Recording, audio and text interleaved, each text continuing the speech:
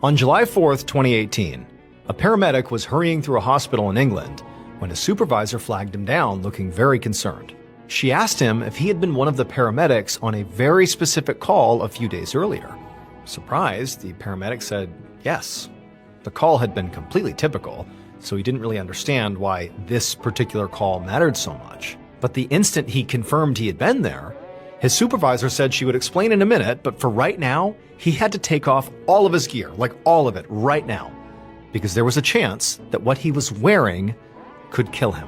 But before we get into today's story, if you're a fan of the strange, dark, and mysterious delivered in story format, then you come to the right show, because that's all we do, and we upload 2, 3, even 4 times every week. So if that's of interest to you, please sneak into the like button's house and remove all of their outlets and then replace it with a blank plate.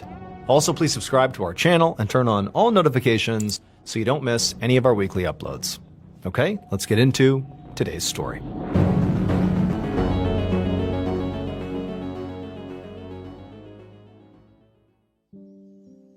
On the afternoon of June 29th, 2018, a 44-year-old woman named Dawn Sturgis sat on a blanket in a park in Salisbury, England, drinking some wine with a few friends and her boyfriend Charlie Rowley. It was Dawn's favorite way to spend a Friday, especially since it involved Charlie. So they'd been dating for 16 months, and she was completely in love with him, primarily because Charlie was truly like the lone bright spot in Dawn's otherwise really difficult life. So Dawn was an alcoholic who had struggled with an undiagnosed case of bipolar disorder for years. And so she had a hard time finding work. And for the last 2 years, she had actually lived in a therapeutic group home. But it was a little after she had moved in there that she had very fortunately met Charlie. Now, on paper, Dawn and Charlie did not seem like they would be good for each other. Charlie was addicted to heroin. He also didn't have a job, and he was frequently in trouble with the law. And so when they first got together, people in Dawn's life worried that Charlie ultimately was just going to pull her down even further into her own problems. But they did make each other really happy, and so they spent basically all of their time together, going between each other's apartments and visiting the park and hanging out with their friends. And for Dawn, this taste of happiness had made her want to make some positive changes in her life. Now, she still drank alcohol, but she finally got her bipolar disorder diagnosed and properly medicated. And she was feeling stable for the first time in years. She was even planning to move out of that group home and into a new apartment soon, and hoped that, that would give her a chance for a true fresh start. And because of all these changes, Dawn had planned a get-together with her family to show them how well she was doing. It was in a few days, and she'd really wanted Charlie to come with her, since their relationship, at least in her mind, was a huge reason she'd been so motivated to turn this corner. Except, despite how much she adored Charlie and really was excited for her life with him, at the current moment as they sat in the park on this Friday, she actually was really mad at him. So before arriving at the park, Charlie and their friends had done some heroin and some other drugs, and being under the influence of these substances was making Charlie act like a total jerk. Dawn had just bought some new hair dye to give herself a new look for this get-together with her family, and now Charlie, high on drugs, was wasting it by putting it in his beard and his eyebrows as a joke.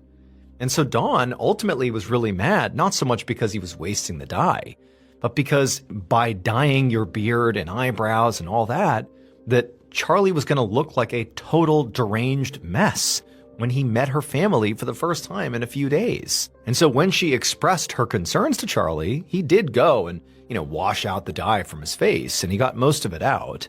But even after, Dawn still felt just so annoyed by the whole thing. It's like he knew how important this meeting with her family was going to be. Why would you jeopardize that?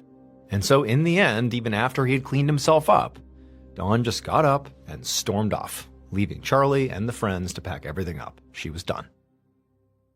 Hours later, around 10 p.m. that night, Dawn lay on the couch in Charlie's living room, listening to Charlie and their friend Sam Hobson talk about life and how unpredictable and how unfair it could be. Now, Dawn was still feeling annoyed at Charlie, but overall, she was mostly back to being in a pretty good mood.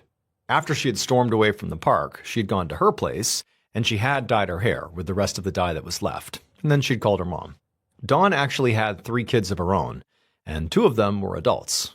But her own mother, so Dawn's mother, had custody of the youngest child, and Dawn was hoping that maybe they could all see each other tomorrow at this get-together. And her mother had said yes, so Dawn was really looking forward to that. But at this exact moment, all Dawn really wanted to do was just go to sleep. So she got up off the couch to go grab her nightly medication out of the bathroom, and just to get there, she had to carefully step around all the junk and just sort of random items that were laying strewn about all over Charlie's apartment. Charlie was always going out and finding things out on the street or even in dumpsters and bringing those things back home. Sometimes he would sell these things afterwards, but a lot of the things he just sort of kept around. So the apartment was very cluttered. But Dawn successfully navigated the pathway to the bathroom. She grabbed her pills and then went back to the couch, swallowed the medication, and then she lay back into the cushions. Then minutes later, she was asleep. The next morning, Dawn woke up on Charlie's couch a little bit before 9:30 a.m. She did have a small hangover, just a little headache, but by her standards, that was not so bad. She had not drank a ton the day before, so this was a good start to her day. Just a few minutes later, Charlie came into the room and he sat on the couch next to her and said good morning. And between Dawn not feeling that great physically and remembering how obnoxious Charlie had been yesterday with the hair dye, Dawn really didn't feel like talking to him right now. But before she could say as much, Charlie's eyes lit up and he said he'd almost forgotten. He actually had a present for her that he'd gotten a few days ago. And then Charlie, he jumped up and he disappeared into the kitchen, and then he came back with a box, which he said was for her. It was her gift. And this made Dawn forget all about her irritation with him. Dawn didn't get very many gifts. I mean, she had a lot of friends in her life who, wanted to give her gifts, but, they, much like her and Charlie, didn't have much money. And so gifts were not a common thing in her life. And so to be receiving this gift right now was really exciting. And so Dawn smiled widely and she opened up the box's lid, and inside was this clearly very expensive bottle of perfume. And she gasped when she saw it. It was brand new. She would never have been able to afford something like this, and she was shocked, frankly, that Charlie had managed to get it for her. Like, how could he have gotten this? Dawn gave Charlie a very excited hug, and she told him she absolutely loved it. And so she pulled it out and she sprayed some on her wrists and she rubbed them together and she thought it smelled so good. And then she handed the bottle to Charlie and told him to please put this somewhere safe. Then she stood up from the couch with a big smile on her face and she went to get her makeup to go get ready for the day. About 5 minutes later, Dawn was sitting back on the couch with her makeup bag now in her lap, and she was applying foundation to her face and telling Charlie about how she was thinking about putting more dye in her hair, maybe a blue streak this time. But as she finished her foundation and reached for her powder, she felt her headache suddenly intensify. She winced, hoping it would pass, but pretty soon she started feeling pretty lightheaded and realized she was sweating quite a bit. She stopped talking about her hair and told Charlie she was feeling really weird. Charlie seemed worried and asked if she wanted some pain relievers, but Dawn just shook her head. She'd already taken her meds that day and didn't want to take more pills because it could upset her stomach. Instead, she handed her makeup bag to Charlie and asked him to go put it back in the bedroom, and then she hurried to the bathroom to splash some water on her face. And by the time she got in there and actually began putting the water on her face, it was like her whole body felt like it was on fire. She was sweating so much, to the point where she felt like this water wasn't enough. And so she actually just climbed into the empty bathtub and just figured the cold tile of the tub would feel good against her hot skin. But as soon as she climbed in and laid down, she felt her breath start to catch in her chest. From the living room, Charlie heard Dawn in the bathroom, and he heard the sound of the water turning on and then off, and then the sound of Dawn rustling around in there. Now, he was somewhat worried about her, but he also knew she regularly had hangovers, and she clearly had one now, and so he figured, that's what this was. He also really wanted to leave right now and go meet up with his friend Sam to shoot up some more heroin, because that would take the edge off his headache and his nausea. However, before he could do that, he heard a weird sound coming out of the bathroom where Dawn was. At first, he wasn't even sure what it was, but then he realized it was a gurgling sound. And so at this point, he jumped to his feet and he hurried to the bathroom door, and as soon as he opened it, he gasped, because Dawn was laying there in the empty bathtub, fully clothed, and frothing at the mouth. Charlie had no idea what was happening, but he instinctively ran over to her, pulled her out of the tub, and he laid her on the floor, and he could tell that she was basically unconscious and she was limp, And in fact, when he listened closely to her mouth, he couldn't even tell if she was breathing. And so Charlie's thinking, this is not a hangover. This is something way more serious. So he ran and got a phone and he called the emergency line. And when the dispatcher picked up, Charlie frantically explained what was going on, that, Dawn, his girlfriend, had just collapsed in the bathtub out of nowhere. The operator got his address and said they would send a paramedic. But they also told Charlie he would have to do CPR on Dawn while he waited, and so they explained to him how to do that over the phone. Charlie was horrified, but he tried to take a deep breath and do what they said so he could help Dawn. So he kept the phone by his side while he straddled Dawn and gave her chest compressions. It would take an agonizing 19 minutes before a single paramedic finally arrived. And by that time, Dawn had begun to turn blue. Charlie paced around anxiously inside of his apartment while the paramedic took over chest compressions. Charlie could hear the paramedic calling for more help on his radio.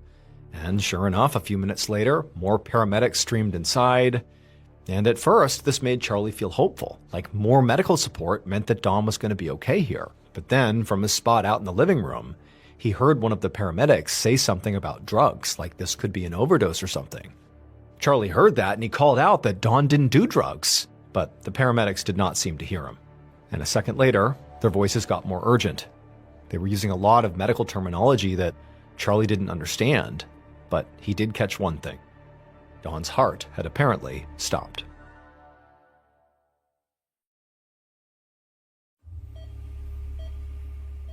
Now, the paramedics were actually able to get her heart beating again, but it took them more than an hour to get her stable enough to move her from Charlie's apartment to the hospital. And Charlie, he just watched in panic and despair as they loaded his girlfriend on a stretcher, and then he followed them out of the apartment to stay with Dawn for as long as he could.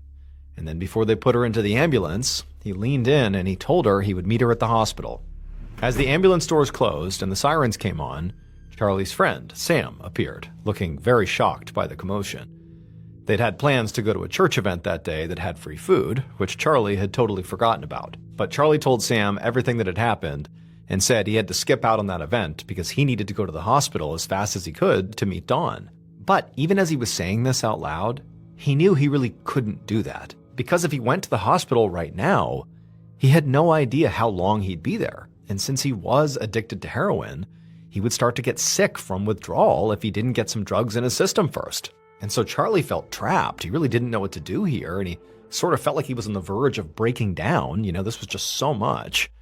But then he remembered he had a methadone prescription at the local pharmacy. Methadone is a drug that's often given to people who are addicted to heroin, who are, trying to get clean, and this drug is used to help them with addiction and withdrawal symptoms. It sort of closely mimics what the body would feel if it shot up the drug, but without, the euphoria and the actual high sensation of using the drug.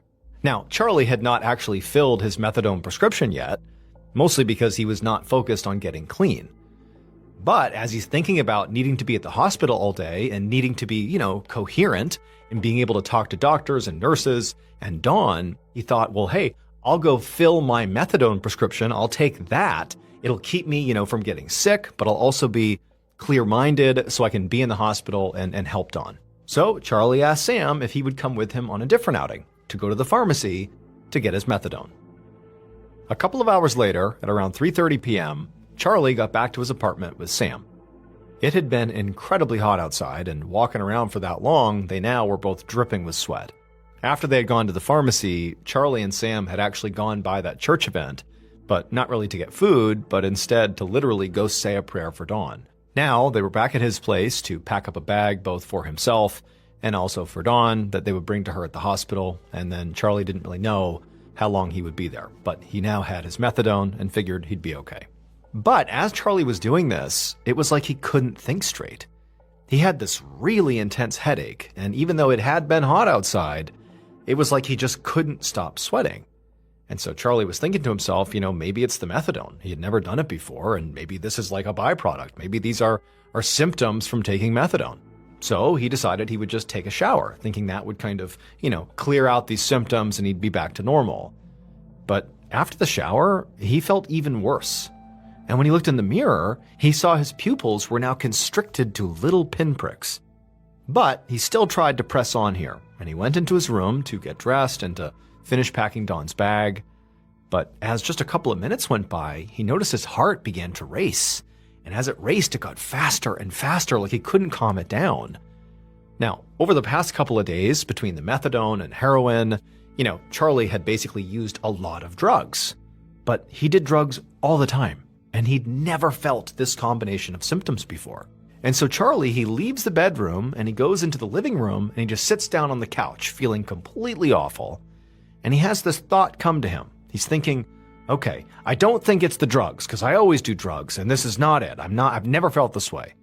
And he looks over at Sam, his friend, and he has this weird thought that it's like, what if Sam poisoned me? What if that's what's going on here? What if I've been poisoned?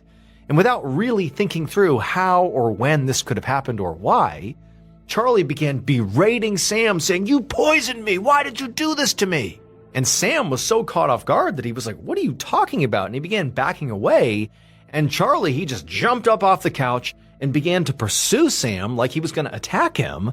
But after only taking a couple of steps away from the couch, Charlie's mouth filled up with so much saliva that he stopped being able to speak clearly. All he could do was kind of gurgle and spit out this froth, and then his legs got so weak and wobbly that he had to lean against the wall just to keep from falling down. And then he felt his whole body begin to seize up, and then the last thing Charlie was aware of was his friend Sam grabbing a phone and calling for an ambulance. About an hour later, inside of the emergency room of the Salisbury District Hospital, the on-call doctor stood in Charlie Rowley's treatment room while a nurse at his bedside took his blood. The doctor had just finished examining Charlie, who was now unconscious. He'd clearly had a seizure, and now he had a fever. He had constricted pupils, and he had labored breathing. So clearly, to the doctor, Charlie's condition was very serious. But the doctor was sure he knew exactly what had caused it. Charlie had overdosed on drugs. And the doctor really felt strongly about this because Charlie's girlfriend, Dawn, had been treated that morning for the exact same thing. She'd been brought in after her heart stopped, and she'd had a lot of the same symptoms as Charlie. Now, they had stabilized her, but she'd been admitted to the intensive care unit and was still listed in critical condition. And so the doctor felt really confident in his diagnosis of both Dawn and Charlie because the symptoms fit. And the officer in charge of both cases had confirmed that Charlie, at least, was a known drug user, and the apartment where they'd both been found had been full of needles and other drug paraphernalia. Over the next 24 hours, neither Dawn nor Charlie got any better. In fact, they both got much worse. Their nervous systems began to completely break down, meaning that essential body functions like breathing were beginning to fail. Dawn was literally in a coma and being kept alive by a life support machine, and Charlie was also still unconscious, and his breathing had declined to the point where they had to put him on a ventilator. He'd also been moved to the intensive care unit, same as Dawn. And so at this point, Charlie and Dawn no longer looked like they had simply overdosed on drugs. It seemed like maybe they actually took a bad drug, like there was, poison in the drugs they took perhaps, or something completely different. But none of the medical staff could figure out what was actually wrong. It was totally anomalous. By the afternoon of July 3rd, so 3 days after Dawn and Charlie were hospitalized, one of the doctors in the intensive care unit where they were, his name was Stephen Jukes, he had officially taken over both of their cases. Dr. Jukes had seen the results from the initial toxicology screenings, and they showed that while Charlie did have a significant amount of heroin and other drugs in his system, Dawn did not. All her results showed was that she'd taken some prescription psychiatric medication. And so Dr. Jukes had sent more of their blood to another lab to test for a wider range of drugs. So he was waiting on those results. But admittedly, he was losing faith that the results he was going to get would give him his answer. Now, by this point, Dr. Jukes had ruled out some things that could have caused their symptoms. Like at one point, they believed that, maybe the two had been exposed to a gas leak in Charlie's apartment because some of the symptoms you get with the gas leak are similar to what they had. But the main reason this theory didn't really work out is, Dawn and Charlie had been in the apartment together that morning that Dawn was brought into the hospital, but only Dawn was affected. Charlie wasn't. And so presumably they were both being exposed at the same time to, if there was a gas leak. But then Charlie, he leaves the house for several hours, so he's out completely unexposed to whatever was in there. He comes back into the apartment, and then he feels sick. It didn't really add up. If he got sick from a gas leak in the apartment, it should have happened at the same time as Dawn. Also, the first responders, when they were in there working on Dawn, they didn't report smelling anything odd. Now, of course, some leaks like carbon monoxide, you wouldn't be able to smell that, but a typical gas leak, you would be able to smell. It smells like rotten eggs. Plus, you also have the fact that when Charlie got sick, Sam, his friend, was in the apartment as well, and he did not get sick. So, all told, the gas leak theory seemed to not be it. Dr. Jukes had also briefly wondered if maybe what had happened to Dawn and Charlie was connected to this strange toxin exposure case that had come through the hospital a couple of months earlier. However, the victims in that case were from out of the country, and Dawn and Charlie had not been out of England, so Dr. Jukes had ruled that out as well. But Dr. Jukes did have one theory he still thought was a good one. Maybe this was pesticide poisoning. It matched with their symptoms, and Dr. Jukes knew that sometimes street drugs can be contaminated with pesticides. So if Dawn and Charlie had both taken something that Dr. Jukes hadn't tested for yet, then they could have maybe been exposed that way. He had told the police about this theory, and so they'd issued a press release encouraging drug users to be extra cautious in case, there was this pesticide out there. But Dr. Jukes also knew that drugs were not the only way people could be exposed to pesticides. Simply eating, drinking, or breathing in contaminated food or water or air could be fatal. And this was extremely troubling to Dr. Jukes and everybody else involved with the case. Because if Dawn and Charlie had been exposed to potentially deadly chemicals just by doing normal things in their home or neighborhood, that meant that basically everybody else in their neighborhood was also in danger of getting sick too. Now, until Dawn or Charlie woke up again, they were not going to be able to figure out, where they had been or what they had touched or ingested before they got sick. So Dr. Jukes felt like he needed to get that information from somewhere else, and fast.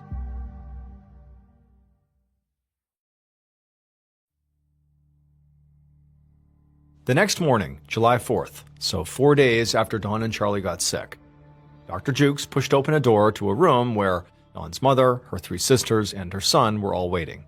He'd heard they were all here visiting Dawn, and so he had one of the nurses send them to one of these hospital family rooms so he could speak to them. He was hoping that they might be able to shed some light on where Dawn had been and what she might have eaten or drank before she got sick. Now, Dawn's family was staring at him with anxious expressions on their faces. He barely got out his introduction before they started lobbing questions at him about what was going on and why the news was describing Dawn as some kind of drug addict.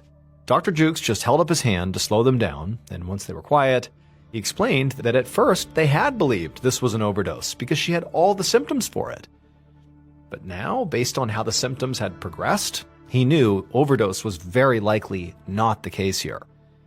Then he told them his theory about the pesticides and said he really needed their help with it. He asked them to tell him everything they could about Dawn, her habits, her health history, and the people she typically saw. Dawn's mother said she had spoken to Dawn on the phone the night before all this started, and she said Dawn seemed fine. She had even asked to see her young daughter the next day at the big family get-together they were planning.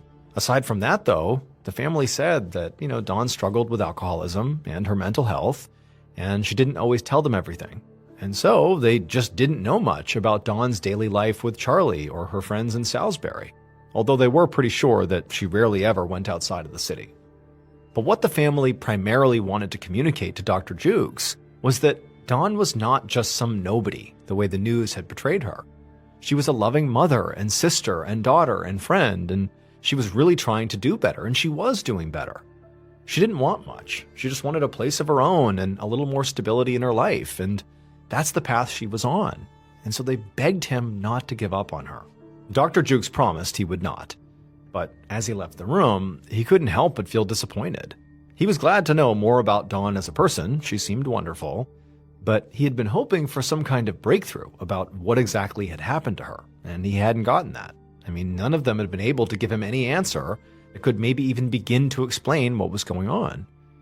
And so at this point, he really wasn't sure what else he could even do.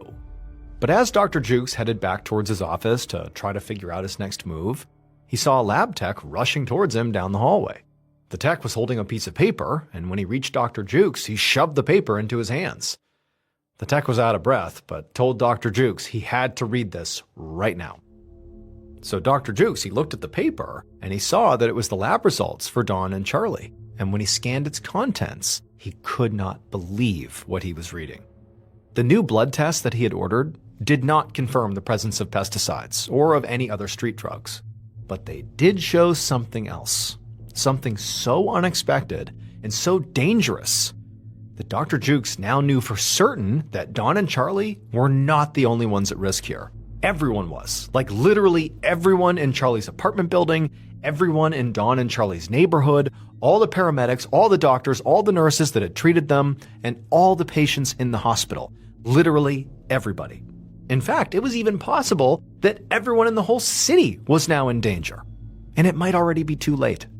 And so Dr. Jukes sprinted down the hall towards his office, he picked up the phone, and he called the police.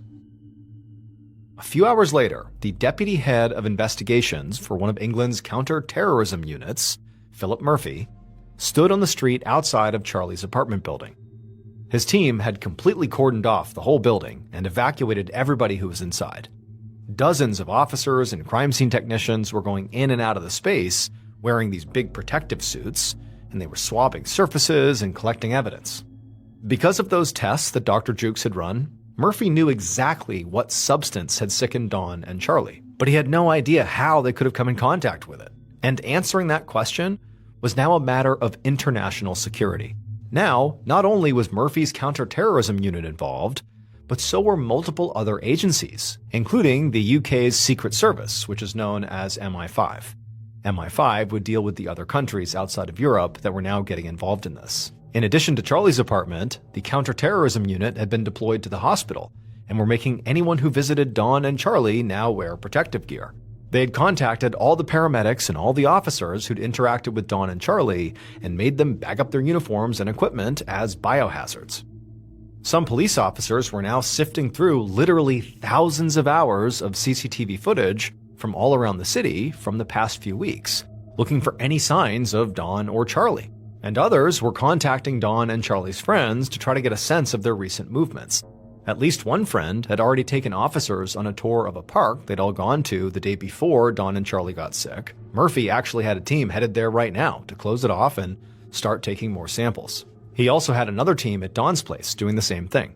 And so, as Murphy stood there watching the officers in suits go in and out of Charlie's apartment, he knew that really, as big as this was actually just the beginning. He was going to have to be patient, because even though the situation was clearly urgent, he also knew it could take a long time to figure out exactly what happened and why. And so at this point, all Murphy, or anybody else for that matter, could do here was just hope that, the authorities found some answers before more people got hurt. But just 4 days later, on July 8th, Dawn was taken off life support and died in the hospital. And of course, that was incredibly tragic. But specifically for Murphy, he was hoping to get a chance to speak to her. She was, a potential treasure trove of information about how this whole thing happened. And now, of course, he would never get that chance. On July 11th, so 11 days after Dawn and Charlie first got sick, with Dawn now deceased and Charlie alive but still unable to talk, the agencies working on the case had managed to eliminate almost every location that Dawn and Charlie had visited as the source of this toxic substance, except for one, and that was Charlie's apartment. And so Murphy sent the forensics team back to the apartment to search it all over again. That afternoon, a lead officer with the forensics team stood in the middle of Charlie's small apartment alongside some of his colleagues. This lead officer and his team were all dressed in these very heavy-duty protective suits, so they moved slowly around the cramped space as they took samples of surfaces and bagged potential evidence. All the stuff, all the clutter in the apartment made it really hard to get around. There were clothes on the floor and open bags of fabric and dirty dishes stacked in the sink and on the counters and overflowing trash cans. And in the bedroom, there was a bunch of makeup and some hair dye boxes scattered on the floor, along with needles and other drug paraphernalia. There was not a ton of furniture in the apartment, but it was all over the place because paramedics had pushed it around during their response. And other areas of the place were littered with medical debris, like rubber gloves and plastic wrappers. And there was also just some trash and just kind of like random objects, water bottles, plastic toys, piled up on the windowsills. It was almost like there was literally too much in the apartment to even effectively test it all. But as the lead officer walked around doing his best to, identify things to be tested, something on a counter caught his eye. It was an object that looked very different from anything else in the apartment. Now, to understand what happened to Dawn and Charlie, you have to go back in time to 3.5 months before they got sick, when an unrelated older man and a younger woman were found unresponsive on a park bench in Salisbury and brought to the Salisbury District Hospital, the same one that Dawn and Charlie would go to. Now, this older man and the young woman, when they came into the hospital, they were experiencing seizures and they couldn't stop vomiting. But after being treated at the hospital, they actually both fully recovered. And at first, the doctors there, including Dr. Jukes, thought this man and woman were just regular civilians who had gotten sick, maybe from an overdose. But soon, it became clear that both of those things were not true. Number one, they were not just regular civilians. The older man was a Russian spy who had defected to England, and the young woman was his daughter. And they had definitely not overdosed. They had been poisoned. An investigation discovered that the substance that had been used to poison them was this very rare and deadly chemical weapon created by Russia called Novichok, a kind of nerve agent. And so 3.5 months later, after Dawn and Charlie were hospitalized and getting worse and worse, and then that lab tech rushed down the hallway to show Dr. Jukes their new lab results, it was Novichok, the deadly chemical that Dr. Jukes saw printed on the paper. That was in their system. Investigators in the spy poisoning case had never been able to figure out exactly how the poison had been administered to the spy and his daughter. But the item that Murphy's forensics team had found on the counter in Charlie's apartment, the one that kind of stood out and didn't really appear like it belonged in this space, was the item that ultimately solved that mystery. It would turn out Charlie actually found the source of the poison, unintentionally. It was that brand new bottle of perfume that he had given to Dawn on the morning they both got sick. Because Charlie hadn't actually bought this gift at a store, he couldn't have afforded it. Instead, he had found it in a dumpster during one of his many dumpster diving excursions. And that dumpster just so happened to be the exact same dumpster where a Russian agent had discarded the poison perfume after the attempted assassination. So when Dawn accepted Charlie's gift and sprayed it on her wrists in excitement, she had accidentally exposed herself and Charlie to the deadly nerve agent. Charlie would eventually recover from his exposure to Novichok.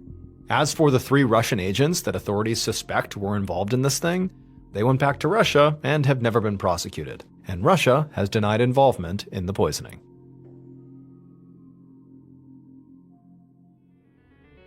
Thank you so much for watching today's episode. Let me know what you thought of it in the comments below. And remember, we have a whole playlist of Places You Can't Go episodes ready for you to binge right now. So go ahead and click here and give them a watch. All right, until next time, see ya. Today's story is about a lesser well-known cult and their heinous ritual that they admitted to performing. This episode is extremely graphic and very upsetting, so viewer discretion is advised. But before we get into today's story, if you're a fan of the strange, dark, and mysterious delivered in story format, then you've come to the right place because that's all we do, and we upload 2 or 3 times every week. So if that's of interest to you, please sneak into the like button's house and steal the glass plate inside of their microwave. Also, please subscribe to our channel and turn on all notifications so you don't miss any of our weekly uploads. All right, let's get into today's story. In the early 1950s, Harold Alexander, who was a young stonemason living in Hamburg, Germany, came in contact with an old man named George Reel. George was the leader of a small religious group called the Lorber Society. This group, which never had a large membership at any point in their short history, was rooted in the Christian faith, but their views were far more extreme than the average Christian congregation. For example, many Christians believe in the concept of self-denial, which in layman's terms means to deny oneself some personal human pleasures, like certain sexual practices or the overindulgence of food or drinking, and all of this is done to gain favor with God. But George and the other members of the Lorber Society took this concept of self-denial to the extreme. They practiced it so aggressively and so literally that nobody in the society could really have a life of their own. All they could do to adhere to their society's these very strict rules was to worship God 24/7. In addition to their very severe lifestyles, members of the Lorber Society also believed that anybody outside of their small society was basically evil. So Harold meets George. It's unclear exactly how he meets George, but he does, and immediately Harold is blown away by George. He thinks he's totally incredible, he's so charismatic, and apparently George felt equally highly about Harold. And so right away they have this friendship, they strike up, and Harold and his wife Drogma, they end up joining the Lorber Society, and they completely give themselves over to this very intense lifestyle, and they listen to everything George tells them to do. And then very quickly after Harold and his wife had joined this society, their leader, George, became very ill, and it became clear he was going to die soon. When George was on his deathbed, Harold went to visit him, and after speaking with him privately in this room, Harold emerges and he tells his wife that George has told him that he is going to be the next leader of the Lorber Society once George passes away. And so his wife accepts this, as does the rest of the society members, and then after George actually does die, everyone in the society just turns towards Harold and begins listening to him and following him. It's worth noting that we don't know for sure if George really did tell Harold that he was going to be the next leader of the Lorber Society, or if Harold just made that up because he knew George was going to die soon and he could kind of get away with stealing that title. Over the next few years that Harold was in charge of the Lorber Society, he began introducing a new concept to the members. He would continuously tell them that they needed to be ready for when the next prophet of God returned to the earth. Harold told his members that when this happened, 1, Harold would know immediately and he would tell them, and 2, whatever this prophet wanted, no matter how confusing or crazy or terrible, they had to do it without question because this was God's will. In 1953, so roughly a year or two after Harold has taken over the Lorber Society, he and his wife, Drogma, have their second child. It's their first boy, and they name him Frank, and as soon as this child is born, Harold looks at him and determines that this boy, his son, is the prophet they have all been waiting for. And so he tells his wife and he tells the members of the Lorber Society that his son, Frank, is the prophet of God, and everyone across the board completely accepts it. As the prophet, Frank, grew up, he was shamelessly worshipped and waited on 24/7 by the members of the Lorber Society and his own family. And so naturally, this had a profound impact on the way Frank thought and how he behaved. By the time Frank was at the age of grade school children, he fully believed that he was the prophet of God, and he began using that authority to kind of boss his family around more than he really needed to, especially his 3 sisters and his mother. But no one ever intervened because, again, this is the prophet of God and he can do whatever he wants. When Frank turned 16, he started thinking about girls and sex, but he was conflicted because he had been taught everybody outside of this society he was a part of were evil. And so he didn't want to pollute himself by having sex with these evil women. And so he went to his father and told him that he wants to start having sex with his mother and his sisters in order to stay pure. And his father, Harold, not only embraced the idea, he encouraged it. And in fact, he would often join in with his son during the sexual intercourse. As for the 4 Alexander women, they completely accepted their new roles as sexual objects because they believed by doing whatever Frank the prophet wanted, they were serving God. Eventually, one of the sisters began talking to some of her very few friends at school about how she was kind of jealous of her other sisters for all the attention they were getting from Frank.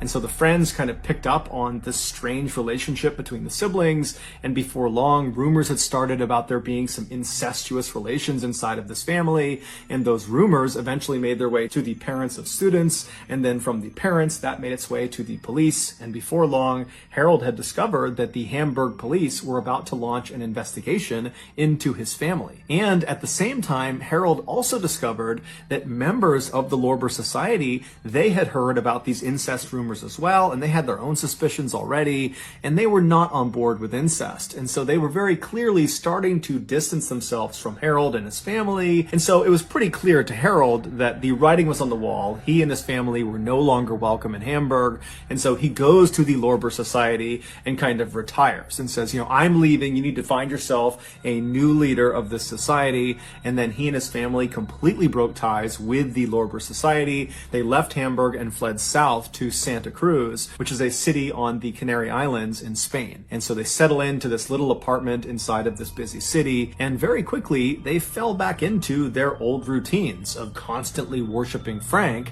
the prophet of God, despite the fact that they were no longer affiliated with the Lorber Society. And so their actions were now being driven by their own personal belief system. 10 months later, on December 22nd, 1970, a wealthy doctor named Walter Trankler was at his villa, which was located not far from where the Alexanders lived, when he heard a knock at his front door. When he opened the front door, he saw there were these two men who he didn't recognize, who were covered head to toe in what looked like mud. And at first, he was totally taken aback by their appearance and almost wanted to just shut the door. But in order to be polite, he kept the door slightly open and said, hey, how can I help you guys? And the two men would introduce themselves as Harold and Frank Alexander, and they were there to speak with one of their family members, Sabine. Sabine was one of Frank's two younger sisters, and she worked for the doctor as a housemaid.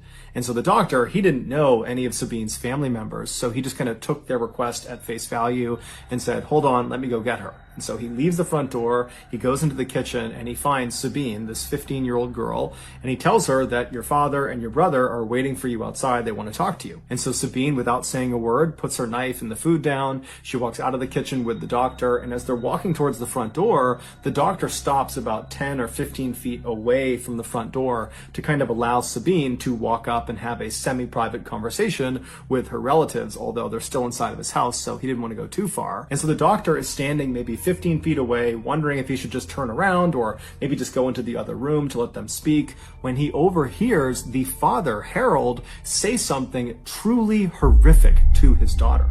It was so shocking that the doctor stopped what he was doing, turned, and looked directly at Sabine to see how she was going to react to what she just heard. But to the doctor's absolute shock, Sabine didn't break down and start crying or start screaming out in pain or anguish. Instead, she reached out and grabbed her father's muddy hand and pressed it to her cheek and said, "I'm sure you did what was necessary." And then the two embraced. The doctor stood there totally shocked, staring at these people, wondering what the heck they're doing. Why are they here? What are they talking about? Is this really happening? And then he just kind of blurts out, "Hey, I'll be right back. Stay right there." And then the doctor turned around and darted out of the front hall into another room where he barricaded himself inside, and then he called the police. When the police showed up just a few minutes later, they rolled into the front lot and they saw Harold, Frank, and Sabine were still just casually standing in the front doorway of the doctor's villa, seemingly not really trying to go anywhere or do anything. And so the police get out of their car, they walk up to the trio and they say, what's going on? What are you doing here? And Harold very calmly and casually tells one of the officers the same horrible thing that the doctor overheard him saying to Sabine. Except this time, Harold specified to the officers where this horrible thing took place. He said it happened inside of their apartment. The police were shocked at Harold's candidness and the fact that his two kids were standing right next to him and they're hearing what their father is saying. They too are just totally detached and very calm, as if nothing their father is saying is having any effect on them. It's just totally business as usual. And so the police asked Harold to repeat the story a few times to make sure they were hearing him correctly, and then they just arrested Harold and his two kids. After the three Alexanders were brought to the police station, 3 other police officers were sent over to the Alexanders' apartment in Santa Cruz to see if what Harold had said was actually true. And when these officers opened the front door to that apartment, they immediately could tell it was all true. The following is the story of what happened inside of that apartment based on the testimony given by Frank and Harold. On December 21st, 1970, so that's one day before Frank and Harold arrived on the doorstep of the doctor's villa, the father and son were home in their apartment with the mother, Dragma, as well as 2 of the 3 sisters. It was 18-year-old Marina and 15-year-old Petra. The other sister, Sabine, she was over at the doctor's villa. She was staying with him for a couple of days while she worked there. At some point that afternoon, Dragma and Harold left the living room and went into one of the bedrooms to lie down and take a nap. And after they lie down, Frank, for some reason, gets up from the living room and walks into the bedroom and sits down on the edge of the bed and just stares down at his mother.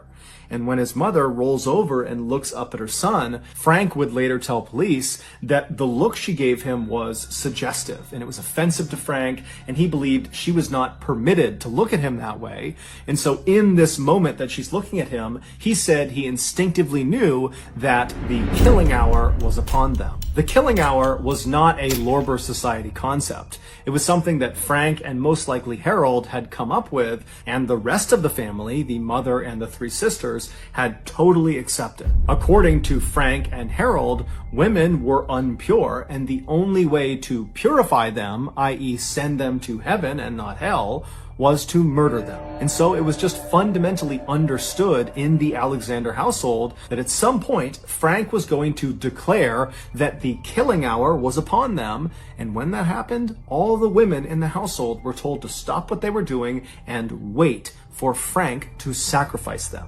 Meaning, wait for Frank to ritualistically kill them. So after Frank has seen this offensive look on his mother's face, he now feels like the killing hour is upon them, and so he literally announces it to his mother and to his father, who's right next to her, and then Frank grabs a nearby wooden coat hanger and strikes his mother on the top of her head. Now, his mother, she's heard that the killing hour is upon them, and he's starting to beat her, and so what does she do? She follows the rules. She flips herself over onto her stomach, puts her hands down by her side, and lays flat and still so Frank can more easily kill her. And so Frank begins wailing on the back of his mother's head with this wooden coat hanger, while his father, Harold, excitedly leaps out of the bed, doesn't try to stop what's going on. He runs into the living room, and he begins very enthusiastically playing the organ. An organ is like a piano that's played a lot of times inside of Christian churches. And so with all this commotion going on in the house, the other two sisters that were there, Marina and Petra, they come out of their bedrooms into the living room. They see their father playing the organ, and they look into the bedroom where they hear all this noise, and it's Frank murdering their mother. And they're looking at this happening. They're not doing anything. They're just staring at it. And then their father says to them, "The killing hour is upon us. You need to get ready." And so the girls, when they hear this, they know the rules. And so they stop watching this attack, and they make their way over to the center of the living room and sit down cross-legged, and they begin to patiently wait their turn. After a while, Frank stopped beating his mother, who was now unconscious or perhaps even dead, and he walked out of the bedroom into the living room where he saw his father on the organ, and he saw his two sisters sitting on the ground. And so without any hesitation, he walks over to Marina, the older one, the 18-year-old, and he begins hitting her on the top of the head until she slouches over onto the ground motionless. And then he turns to the younger one, Petra, the 15-year-old, and he does the same thing to her until she's laying on the ground motionless. After this, Frank stands up and he leaves the living room and goes into the kitchen, where he retrieves a small knife, pruning shears, and a hammer. At this point, it's likely that one or two of the Alexander women were still alive.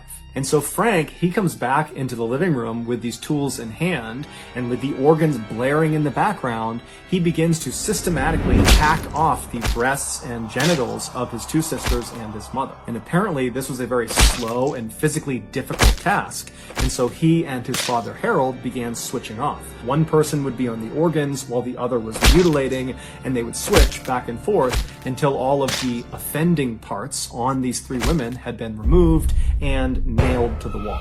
The last mutilation this father and son committed was to cut the heart out of the mother, Dragma, and they wrapped it up in a cord and then nailed this cord to the wall as well. Then, with the three Alexander women either dead or close to death, the father and son began running around the apartment, yelling and singing and rejoicing. They were extremely proud of what they had just done. Later that night, they left the apartment and slept in another property that they owned, and then the following day, December 22nd, they went to the doctor's villa to tell Sabine the good news. And so they knock on the door, the doctor answers, he goes back, he gets Sabine. Sabine walks up, and Harold, her father, says to her, "Sabine, we wanted to tell you right away that Frank and I have just finished killing your mother and your sisters." To which Sabine walks up to him, takes her father's hand, presses it to her cheek, and says, "I'm sure you did what was necessary." This, of course, is what the doctor saw and overheard that was so horrible and prompted him to call the police. It was also the moment when he realized that was not mud all over these two men. That was their family members' blood. Psychiatrists would ultimately determine that Frank and Harold were not mentally fit to stand trial, and so they were both committed to an asylum for the criminally insane. Both men never showed any remorse or regret about what they had done. In fact, they continued to justify their actions by saying, because of them, these three women got to go to heaven. As for the one surviving daughter, Sabine, she pleaded with authorities to let her go live with her brother and her father in this asylum, but they rejected this request and sent her to live in a convent, which is a building that nuns live in, and no one really knows what happened to her after that. Shockingly, in 1990, so roughly 20 years after Frank and Harold were put into this asylum, they managed to escape, and they were never caught.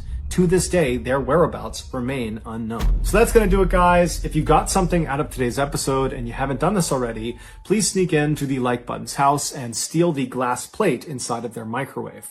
Also, please subscribe to our channel and turn on all notifications so you don't miss any of our weekly 2 or 3 video uploads. We are now selling merchandise like flannels and hats and mugs and sweatshirts and all sorts of stuff. If you're interested, go to shopmrballen.com.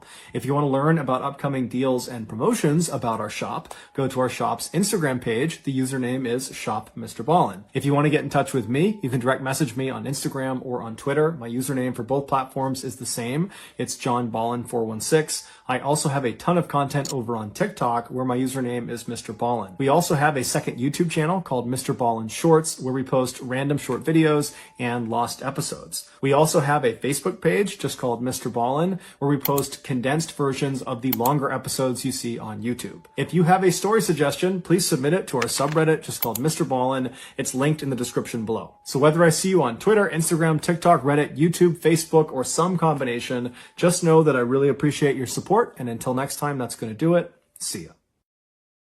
Tonight, I'm going to share. Around 3:30 p.m. on October 25th, 1974, a 41-year-old man named Carl Higdon drove his work truck along a paved road in the Medicine Bow National Forest, which is this huge nature preserve in southern Wyoming. Carl had taken off early from his job on an oil rig to go elk hunting in this preserve, and now he was heading towards this very specific area in the National Forest called McMarty Canyon that he had heard was really good for elk hunting.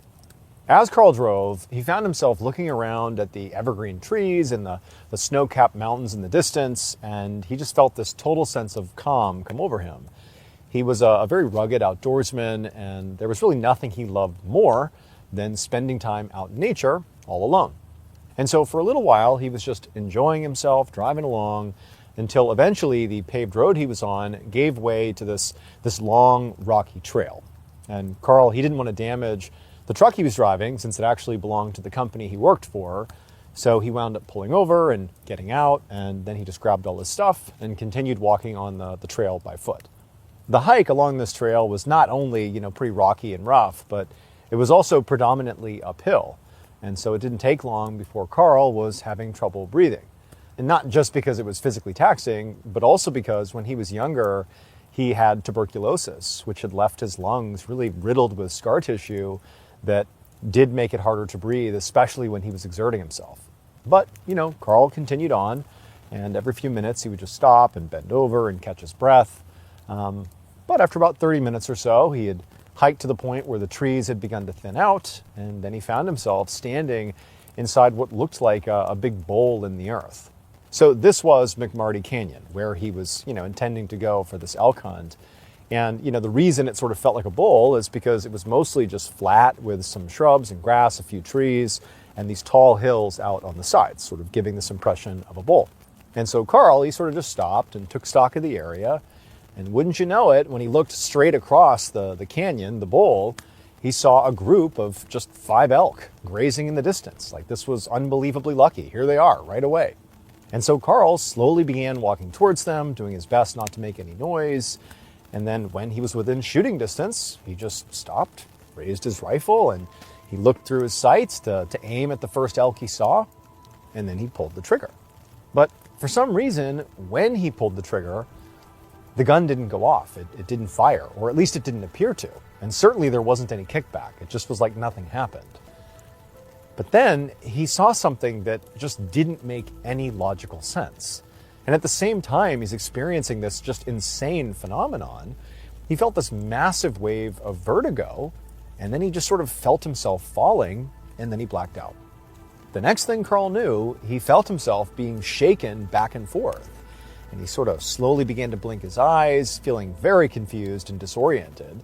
His head was pounding, it was clearly dark outside, and then he realized, sort of with horror, that somehow he was back inside of his work truck, but the surroundings outside of the truck definitely looked different, like the truck was parked in a different spot than where he'd left it. He suddenly felt himself getting shaken again, and then he heard someone say his name. And he looked up, and in the darkness, he saw there were two men that he didn't recognize who were clearly shaking him, trying to get his attention. And they tried to ask him, like, what was going on? But Carl's mouth sort of felt numb, and when he tried to speak, it's like the words came out garbled and nonsensical. And so at some point, these two men sort of gave up trying to talk to Carl, and they just lifted him up, pulled him out of the truck, and they carried him over to their vehicle. And, Carl heard them say something about a hospital, and then before long, their car was driving off, and then Carl blacked out again. About 30 minutes later, around midnight on October 26th, so this is 8 hours after Carl first blacked out, his wife Marjorie rushed into a hospital room at the Carbon County Memorial Hospital in Rawlins, Wyoming. And inside, she saw Carl lying on the bed, hooked up to an IV, and there were a bunch of monitors with a nurse standing beside him. And she saw, her husband's eyes were open, but clearly unfocused. And then as Marjorie is just standing there, taking in the initial shock of what she's seeing, the nurse actually pointed at her, at Marjorie, and then asked Carl if he knew who she, his wife, who she was. But Carl, he turned and he looked at Marjorie, but he just kind of stared blankly and then shook his head and said no. So earlier that evening, Marjorie had been at home waiting for Carl to come back from his hunting trip. But when he hadn't shown up on time, she ultimately had called the sheriff's department and asked them to go to McMarty Canyon just to check on him. And so two deputies had gone out there and they found him, and he was unconscious in his truck. So those two deputies were the ones who obviously shook him awake and took him to the hospital.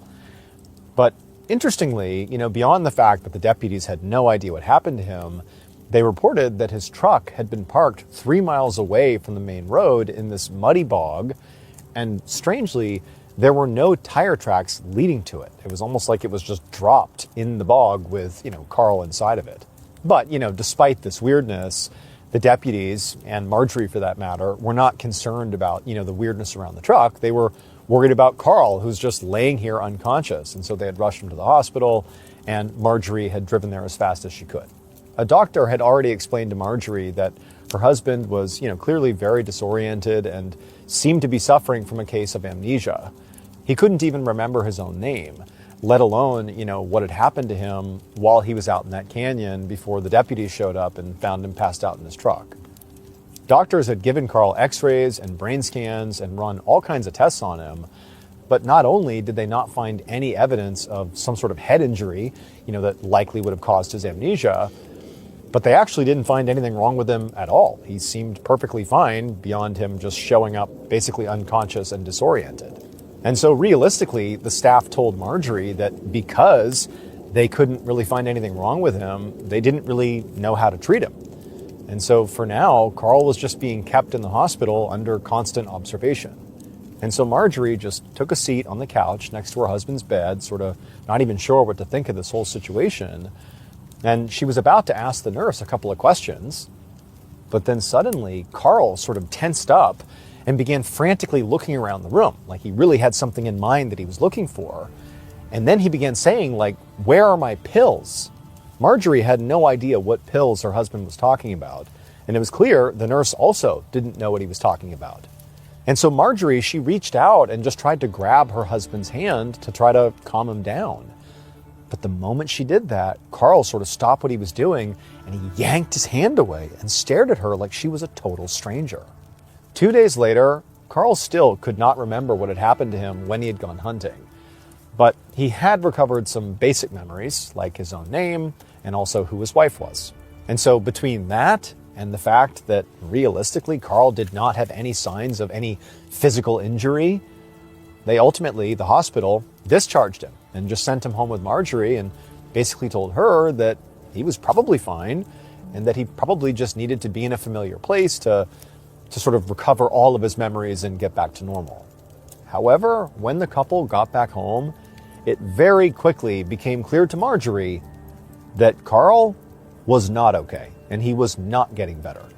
For the most part, Carl was just unusually quiet at home, like uncharacteristically quiet. And then when he would speak, it often was in that frantic sort of nonsensical way that he had spoken in the hospital when he was, looking for his pills. And in fact, when he was home, he did continue to suddenly start looking for his pills. And then also he began telling Marjorie that, somebody had stolen his elk. Marjorie would try to ask him, like, what do you mean? Like, what do you mean your pills? What do you mean somebody took your elk? Like, what are you talking about? But Carl didn't even seem to know. Like, he would have moments of recognizing that it's so crazy what he's saying, but he just didn't have the memories to be filled in. It was like Carl was just as confused by his own vague memories as his wife was. However, a few days after they got home from the hospital, Carl suddenly told his wife that he'd actually remembered something really specific about what had happened when he was hunting. Like a new memory had popped up in his mind. He told her that when he was in McMarty Canyon and he saw those elk and he raised his rifle and he pulled the trigger, he said there was no sound, there was no kickback, it was like nothing had happened. But then he said something happened that like truly just didn't make logical sense. He said he realized the gun had fired, but it was like the world had slowed down and he could actually literally see the bullet leaving the rifle, but like in slow motion. Like this bullet is trickling out of the gun and slowly making its way, across the canyon, and he's just staring at this bullet. And then the bullet seemed to strike like an invisible wall of sorts, at which point the bullet actually stopped and almost like flipped inside out and sort of flattened and then fell to the ground.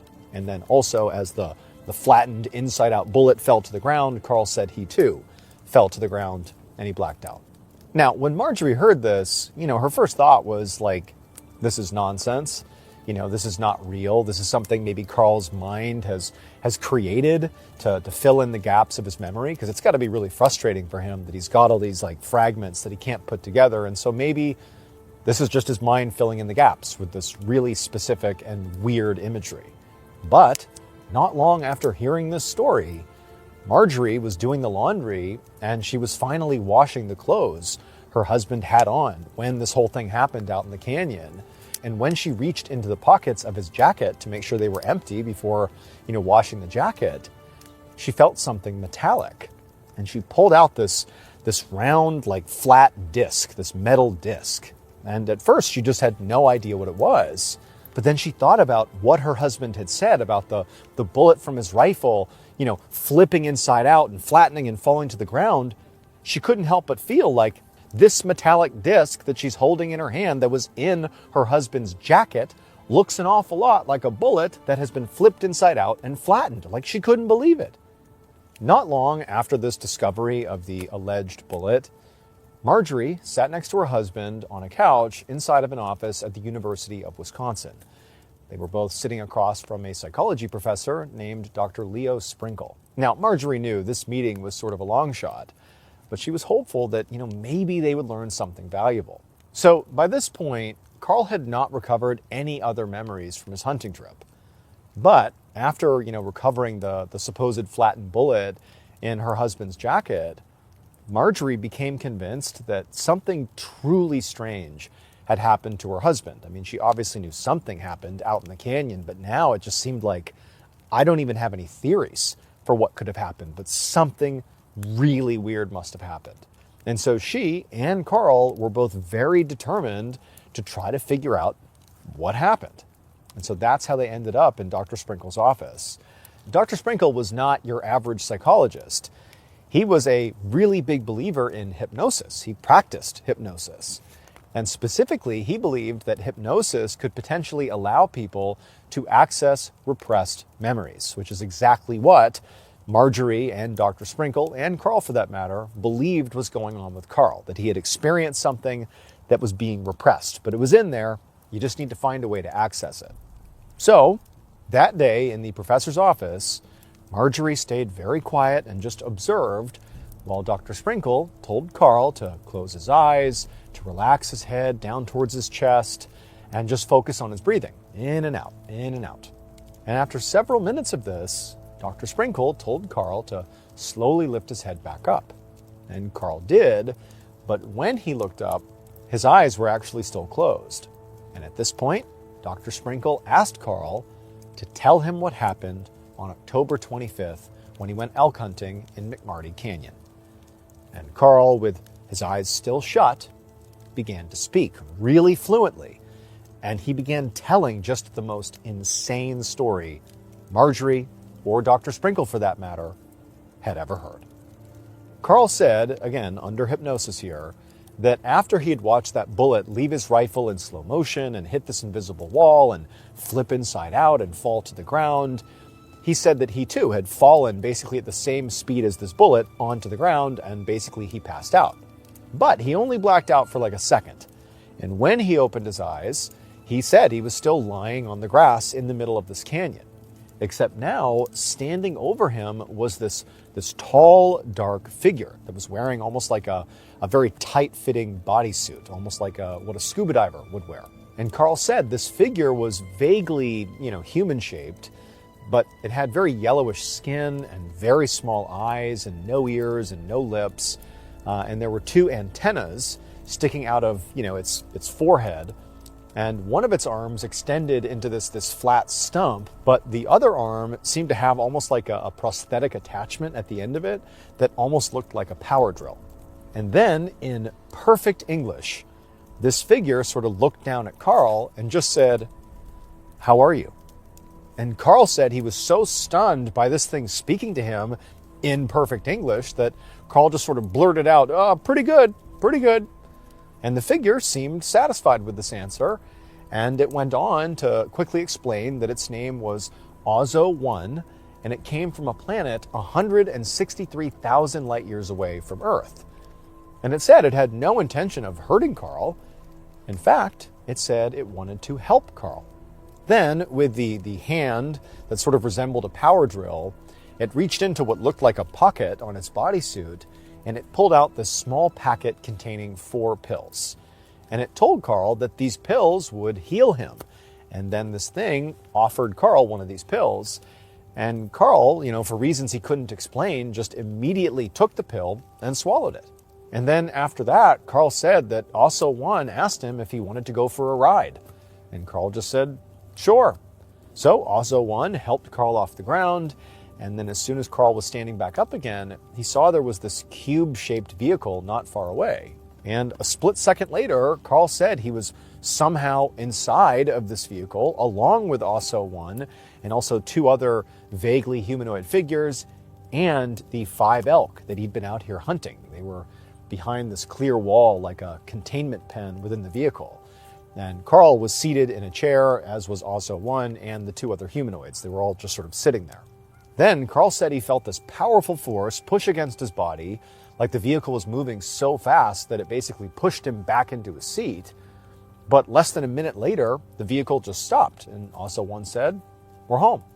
At this point, Carl was just suddenly standing outside of the vehicle. And he said it felt very cold, and the sky was jet black. And then around Carl, the landscape was very different from planet Earth. It was very rocky and desolate without any trees or grass or really any organic-looking life anywhere. And then in front of Carl, he said he saw this massive metallic-looking tower that sort of reminded him of the Seattle Space Needle. And there was this light on the top of it that was actually so bright that Carl said when he looked at it, it sort of hurt his eyes. And so Ozo 1 led Carl, the 2 other humanoid figures, and the elk to a door on the outside of this tower. And once they were standing outside of it, Carl said the door slid open, but instead of it sort of leading into the tower, it just led to what reminded Carl of the inside of a large elevator. And the whole group just got on board and began riding up. And then when this elevator of sorts came to a stop and the door opened again, Carl saw this small room with metal walls and a handful of what looked like platforms on the floor. Ozo 1 led the elk onto one of those platforms and told Carl to get on one too. And so Carl just did as he was told and stood on one of these platforms. And then out of nowhere, some kind of high-tech device emerged from these metallic walls and began sort of circling around Carl. It went from his head all the way to his toes, basically like scanning him. Carl was vaguely aware of the same process taking place to the elk as well. And then when this scanner was done, it made a beeping sound, and then Ozzo 1 looked over at Carl and told him, well, the elk are what we needed, but you're not. So we're going to take you back to Earth now. And then Carl said the next thing he knew, he was just magically back inside of his work truck, like he had somehow been transported there instantaneously, and he was being shaken awake by those two sheriff's deputies. And so back in Dr. Sprinkle's office, Marjorie is listening, just completely shocked by what her husband is saying, not even sure what to make of it. And then Dr. Sprinkle, at the end of Carl's story, when he got to the point where he's being shaken awake by the deputies, Dr. Sprinkle snapped his finger, and Carl kind of came to. He opened his eyes and sort of refocused, clearly out of hypnosis. And then they all just kind of sat there, like in total silence, really unsure what to say to each other.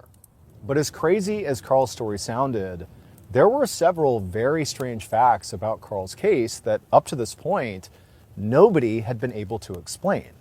And the story that Carl told while under hypnosis technically accounted for all of them.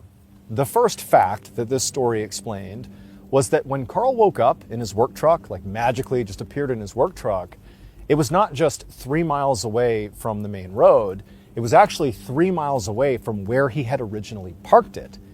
And this truck was just sitting in a muddy bog with no tire tracks leading up to it. So it was just totally unclear how it got there.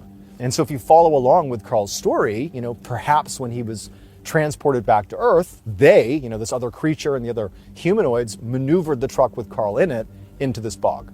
The second strange fact is that when Marjorie had ballistics experts analyze that flattened presumed bullet that she had found in Carl's jacket, they were just as baffled as she was. Like, they could not come up with any earthly explanation for how a bullet could be flattened and turned inside out. Like, this was not possible. And so again, if you follow Carl's story, perhaps this being is the one that flipped the bullet inside out. And the third and perhaps strangest fact is that when hospital doctors gave Carl x-rays, they found something that should have been medically impossible. All of the tuberculosis scar tissue in Carl's lungs that had plagued him for decades, that had made it so hard to be physical and exercise, they had somehow disappeared. It was as if someone or something had healed him. Despite how unbelievable Carl's story sounded, and despite the fact that hundreds of people have spent decades trying to disprove it, no one has ever found a better explanation for the moving truck, the impossible bullet, and Carl's disappearing scar tissue. Because of that, some researchers believe that Carl Higdon's account could be one of the most credible alien abduction stories ever recorded. All right, thank you all so much for joining me tonight at the campfire. And if you enjoyed this, remember, we actually have a whole playlist of campfire episodes that are ready for you to binge right now. If you want to do that, go ahead and click right here and give them a watch. All right, until next time, see ya. One evening in April of 2006, a person sat at their kitchen table frantically cutting up the page of a newspaper with some scissors. They were working on a very important project, and it was almost done. They finished cutting. On Sunday afternoon, March 12, 2006, 39-year-old Michael Zamiti Jr. drove his ATV across a frozen lake in Freedom, New Hampshire. And even though it was really cold and the air burned his cheeks and his lungs, Mike smiled as he drove. He really just loved it here. Most of the time, Mike lived 2 hours away in the town of Wakefield, Massachusetts. But he'd been coming to Freedom, New Hampshire for years because his parents had a vacation house here. And so this tiny lakeside community had always felt like a second home and a peaceful retreat. And Mike had recently bought his own vacation house in Freedom, just down the street from his parents. And the purchase had been a really big deal for him. He ran a cement contracting company called Allstate Concrete Pumping, and he'd worked really hard for many years to build up a nice life for his wife Michelle and their 3 kids. And in many ways, the purchase of the second house was proof that he'd done it. But his work with the concrete company had also created some issues in his marriage. Being in charge of a company meant a lot of responsibility and long hours.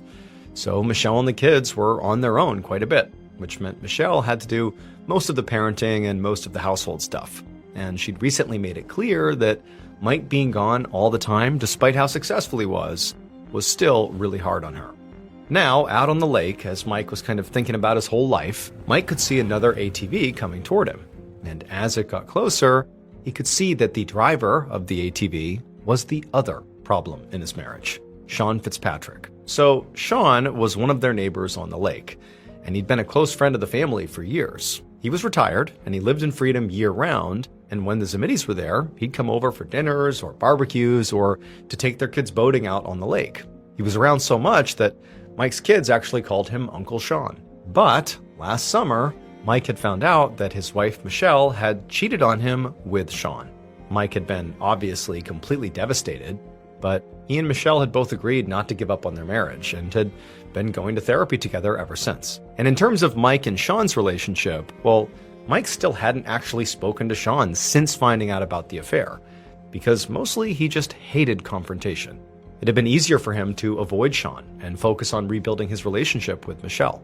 So seeing Sean now made Mike want to just turn around and speed off in the other direction. But Mike could see that Sean was already waving him down, so he came to a stop and waited there as Sean pulled his ATV up. And Sean did not beat around the bush. He immediately told Mike that he was glad he ran into him here because he'd been wanting to apologize about last summer and Michelle. It obviously wasn't okay, and he hoped they could just, put it behind them. And Mike, he was so surprised by how sincere Sean was being that he just said, you know what, it's all good. Which he didn't mean, because it definitely was not okay. But again, Mike's not a confrontational guy.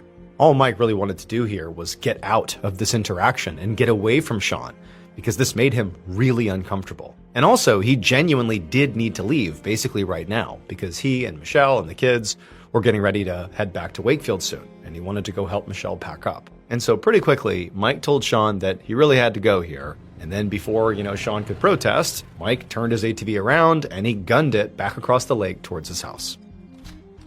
About 15 minutes later, Mike walked into his house, and the first thing he saw was a bunch of suitcases all packed and sitting by the door.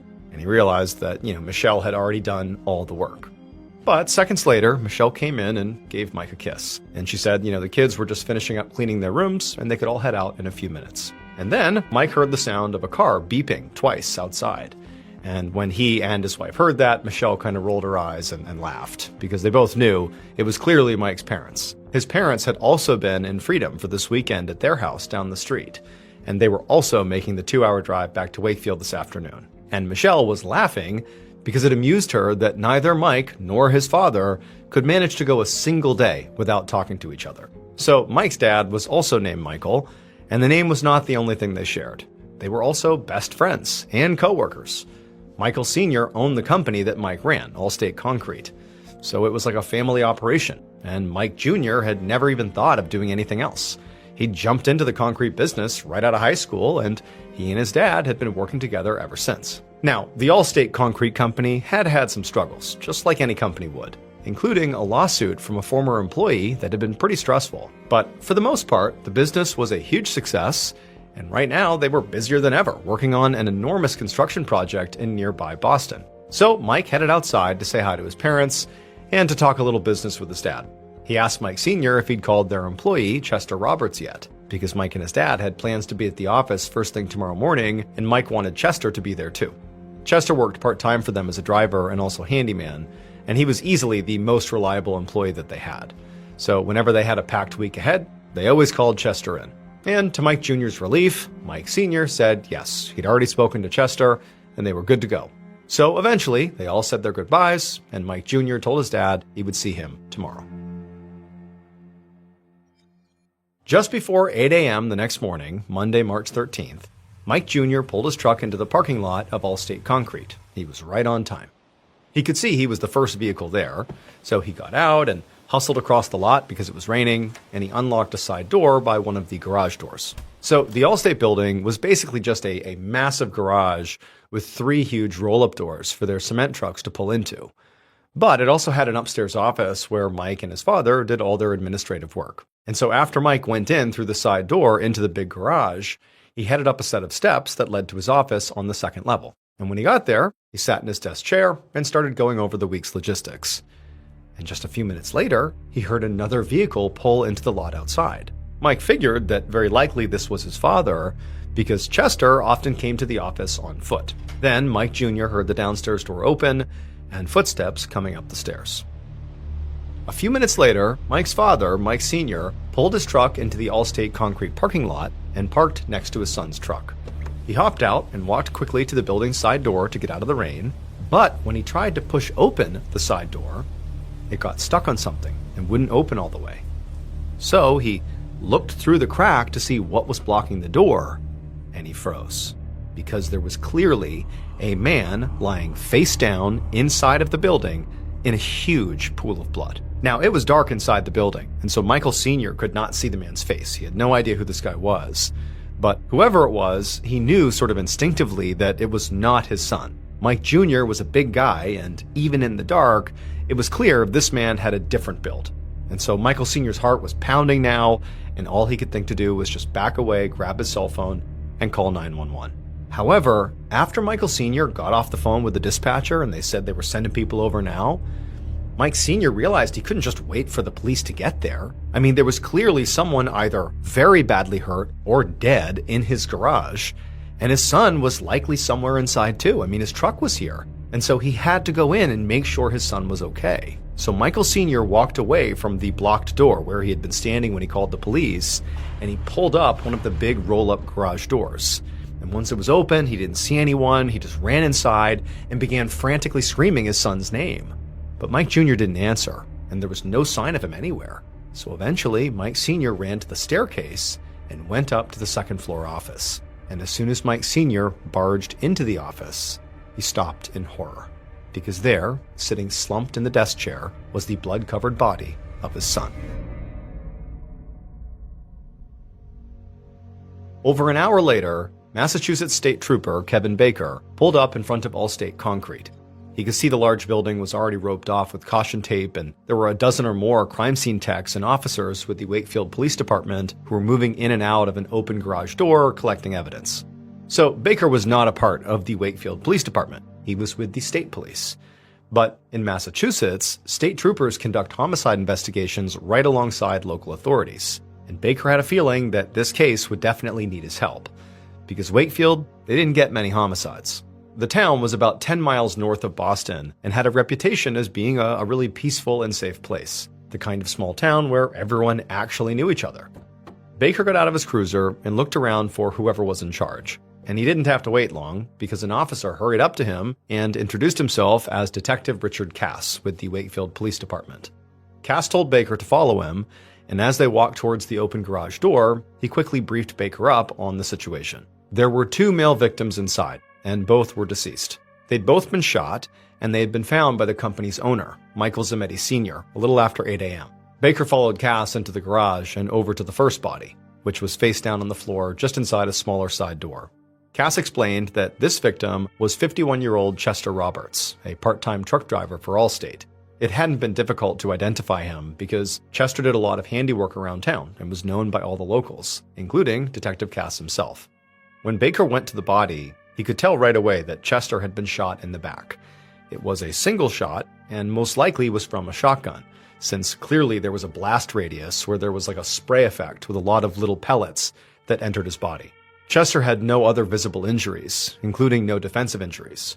And when Baker stood and looked around the garage, he also didn't see anything that pointed to a robbery or any kind of struggle. There was pretty pricey-looking equipment just sitting around, and nothing was toppled over or obviously out of place. So Baker guessed that Chester's killer had likely snuck up on him and shot him in the back before he even had a chance to turn around. Baker spent a couple more minutes looking around at the doors and the windows, and again, didn't see any signs of, forced entry or anything out of the ordinary, but that didn't mean much. Chester had likely opened up for the day and begun work, and the killer had just come in after him. And so after a few minutes, when Baker was done looking around the first floor, he told Cass he was ready to go up to the second floor to see the second body.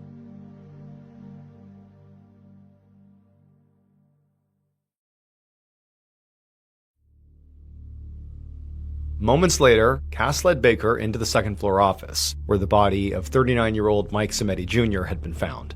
Detective Cass said sadly that, just like with Chester, he knew Mike personally as well. Mike Jr. had not just been shot in the torso the way Chester had been shot.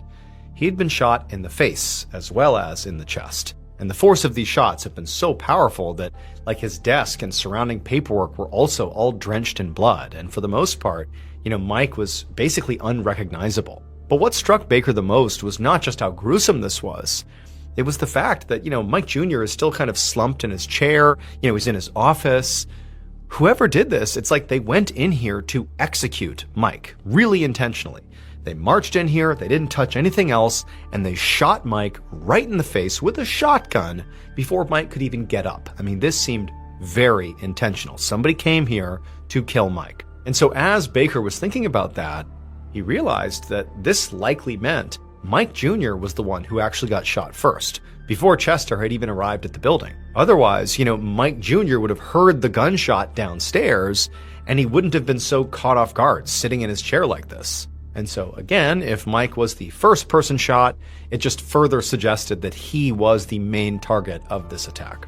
The crime scene, of course was gruesome, but considering it was remarkably clean. I mean, there were no bloody footprints or any indication the killer had interacted with the scene.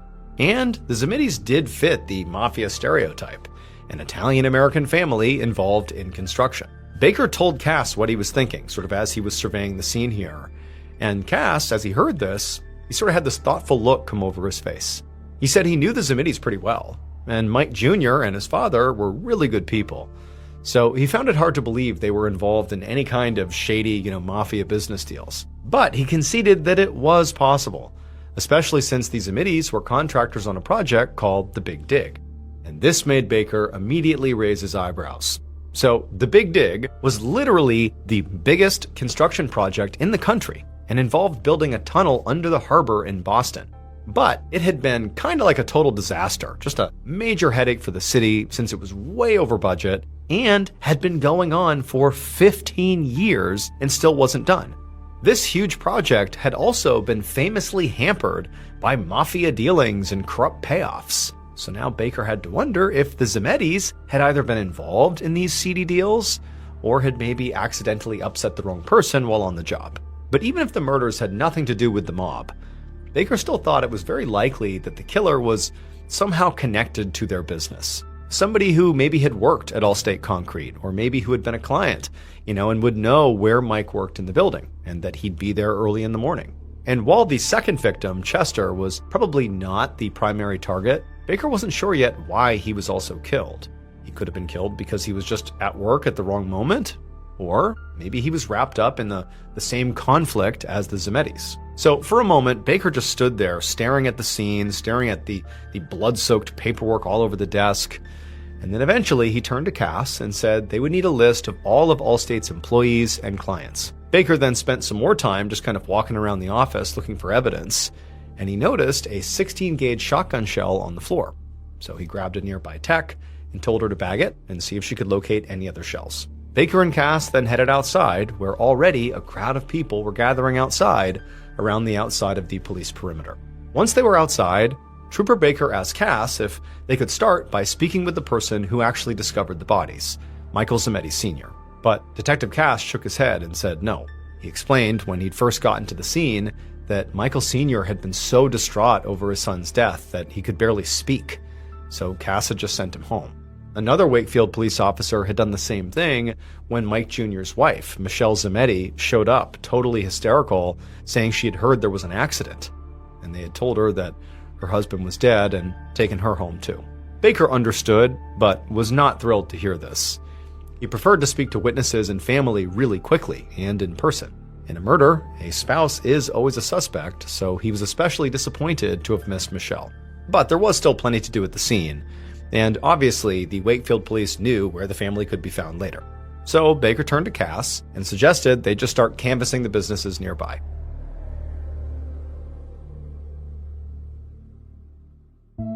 The following morning, March 14th, Trooper Baker parked his car in front of Mike's parents' house in Wakefield. He was with Detective Cass, and they were there to speak with Mike Sr. They'd just gotten the autopsies back for both Chester and Mike, but they didn't reveal anything that they didn't already know. Chester had been shot once, Mike twice, and both died likely within seconds. But the investigators did have one potential lead from their canvass of the neighborhood. Even though they hadn't found any surveillance cameras at Allstate Concrete, some businesses around Allstate had some. So Baker had some officers scrubbing through that footage now. He also had another team interviewing Chester Roberts' family, because there was still a chance that Baker had gotten this all wrong and maybe Chester was actually the target. Besides that, the crime techs had not found much physical evidence at the scene. There were no fingerprints, and since it had been raining, they hadn't been able to collect any footprints or car tracks from outside. So now, Baker reached up and knocked on the front door of the Smitty's house, hoping that Mike Sr. would be able to point them in the right direction.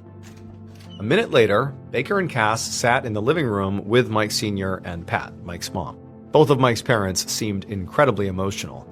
Michael Sr. was visibly shaking, while Pat just cried. And seeing how upset they were now made Baker realize that Cass had made the right call in sending Michael Sr. home yesterday. Even 24 hours later, it was still going to be very hard to get any sort of real answer out of them because of how upset they were.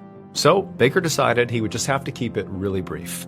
The first thing he did is he asked Mike Sr. to just go over the actual discovery of the bodies. Tell me what happened. And what he said lined up with everything that Baker had heard from Cass and from dispatch. And so after Mike Sr. went over that, Baker moved on to the real reason he was there. He asked if there was anybody in Mike Jr.'s life who might have wanted to hurt him. Mike Sr. took a few shaky breaths as he thought about the question, and then he said that, there were a few people in the industry that he and his son did not necessarily get along with, but mostly they tried to have good relationships with everyone. Getting in fights was just bad business. But as he was saying this, Mike Sr. suddenly sat up straighter, like he just thought of something. And he said, actually, there was a former coworker who did definitely have a grudge against them. His nephew, Hank Jennings. Hank got mad at them a few years ago about unpaid overtime wages and actually filed a lawsuit against them. Now, they'd eventually paid Hank a settlement, but they still all hated each other. Mike Sr. looked over at his wife, Pat, and she just nodded and said the whole thing had been really high stress and very volatile. Baker took down Hank's information and talked with Mike's parents for just a few more minutes, and then he nodded to Cass, and they stood to leave.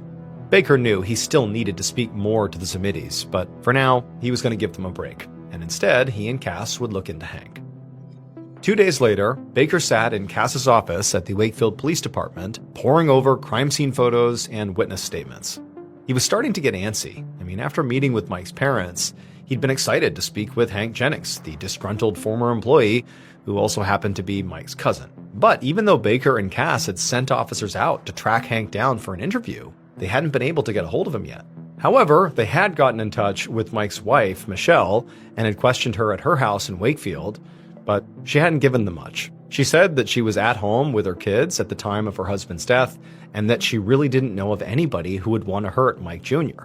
Also, Baker and Cass had looked into Allstate Concrete's financial statements, and they had found nothing that suggested there was anything shady or mafia-related happening with the company. Still, Baker knew they were better off than they had been a few days ago, primarily because they had had a chance to review a bunch of the surveillance footage from the businesses around Allstate, and one of those security cameras had been aimed at the street right outside Allstate. Now, this angle didn't show the Allstate parking lot itself, but it did show everyone who entered and exited that parking lot from the street. So, this particular camera had picked up Mike Jr.'s truck arriving at work at 7:39 a.m., and then at 7:44 a.m., so 5 minutes later, an unknown green pickup truck pulled in as well. And then a few minutes after that, Chester Roberts was seen arriving at Allstate on foot. And then at 7:50, the green truck was seen again, leaving the parking lot, 12 minutes before Michael Sr.'s red truck arrived at 8:02. So, whoever the killer was, it looked like they had driven that green truck and had killed Mike and Chester between 7:44 a.m. and 7:50 a.m.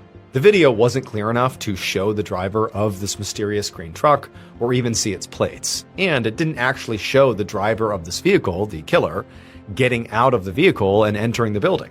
But knowing the style and color of very likely the killer's vehicle would definitely help them narrow down potential suspects. Just then, the desk phone rang, and Baker watched as Cass grabbed it and said hello. And then Cass got a confused look on his face before he thanked the caller and said they'd be right over. He hung up and told Baker that was Michelle Zametti, and she'd called to say that she had new information to give them, something that she hadn't mentioned in her first interview, and that it was really important.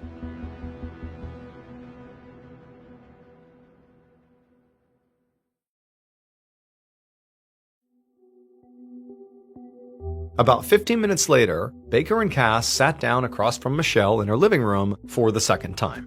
And to Baker, Michelle seemed very different from the last time they spoke. 2 days ago, she'd seemed horrified and grief-stricken.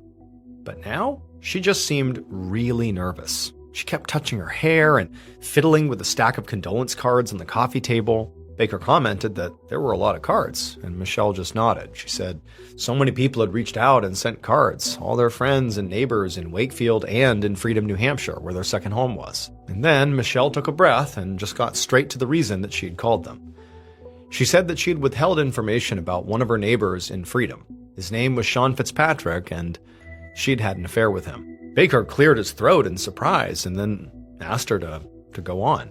Michelle's eyes filled with tears as she explained how Mike Jr. worked so much and she and the kids spent a lot of time at their lake house, and so that meant they spent a lot of time with Sean. And eventually this friendship between Michelle and Sean had grown into a romance. Baker couldn't believe he was hearing this. A secret love triangle gave both Sean and Michelle plenty of motivation to want Mike dead. But before he could ask any follow-up questions, Michelle said her husband actually knew all about her affair, and that they had been in therapy, and they'd begun to completely turn their marriage around. So finally, a month ago, she'd officially totally broken things off with Sean, and Sean had been really upset about it. Baker shared a look with Cass and could tell they were both thinking the same thing. Obviously, they needed to speak to Sean immediately. But also, Michelle was now back to being a primary suspect too. Maybe she had wanted her husband out of the picture so she could be with Sean, and maybe the only reason she was telling them this was to get ahead of it. However, they would need a lot more evidence before they could prove any of that. So for now, Baker just got Sean's number and address from Michelle and told her they would be in touch. Later that night, Baker and Cass were once again inside of Cass's office, but this time they were there with another officer who was there to give them a crucial update. After speaking with Michelle, Baker had sent a team of officers up to Freedom, New Hampshire to speak with Sean, the neighbor she had been having an affair with. And now, one of those officers was back in Wakefield to tell them what he had learned. And the first thing Baker wanted to know was not about their conversation. It was just, did you see a green truck in Sean's driveway? But the officer shook his head and said Sean did own a truck, but it was bright red. Then he went on to say that when they had spoken to Sean, he had completely denied having an affair with Michelle. Sean had admitted that he had dated a lot of girls, but he'd insisted that he and Michelle were just close family friends. Now, the officers who were there speaking to Sean just stood there and let Sean talk, never telling him that they already knew that Michelle fully admitted to them having an affair, and they knew Sean was lying here. Baker almost laughed when he heard this, because he did not believe Sean at all. And if he was lying like he appeared to be, that made him seem pretty guilty. But before he could say so, the officer added one more thing. He said Sean actually had a solid alibi. He'd been at home on the morning of the murders, and one of his neighbors had actually confirmed it. This particular neighbor took her morning walk every day at 9 a.m., and she'd seen Sean outside his house right around then. Baker sighed. It took around 2 hours to drive between Freedom and Wakefield, so Sean would not have had enough time to kill Mike and Chester by 7:50 a.m. and then get to Freedom by 9. And so suddenly, Sean Fitzpatrick felt like another very promising dead end. On March 18th, so 5 days after the murders of Mike Zametti and Chester Roberts, Detectives Baker and Cass stood at the back of a church in Wakefield, Massachusetts. They were there for Mike's funeral, and the church was absolutely packed. But the investigators were not just there to pay their respects. They were also there to speak to Hank Jennings, the cousin of Mike who had filed that lawsuit against the concrete company. Since by that point they still had not been able to officially get a hold of Hank, Cass had suggested that they just corner him at Mike's funeral, which he was very likely to attend because, despite his rift with the Zamettis, he was still family. And when the service wrapped up and everybody stood to leave, Baker felt a nudge on his arm. Cass leaned over and whispered that they'd been right, and he pointed out Hank right in the crowd. So, as the attendees started filing out of the church, the investigators pushed their way over to Hank and got in front of him just before he could step outside. Baker immediately noticed that Hank's whole body went tense when they blocked his way, like he wanted to try to make a run for it. So Baker just cut to the chase, and he said, "Hank, will you come with us and speak to us, please?" And Hank's eyes got really wide, and he just said, "No way, not without his lawyer." Then he pushed past the investigators and hurried outside. Baker and Cass didn't follow him. Instead, they just exchanged a look, because they knew now that Hank was obviously their primary suspect. 5 weeks after the funeral, in mid-April of 2006, State Trooper Kevin Baker sat in Detective Cass's office in the Wakefield Police Department. He was wearing gloves, and he was holding a piece of paper that looked like an old-fashioned ransom note. It was covered in letters that had been clearly cut out of a newspaper, and it spelled out a very alarming message. "Close business now, or more family will die."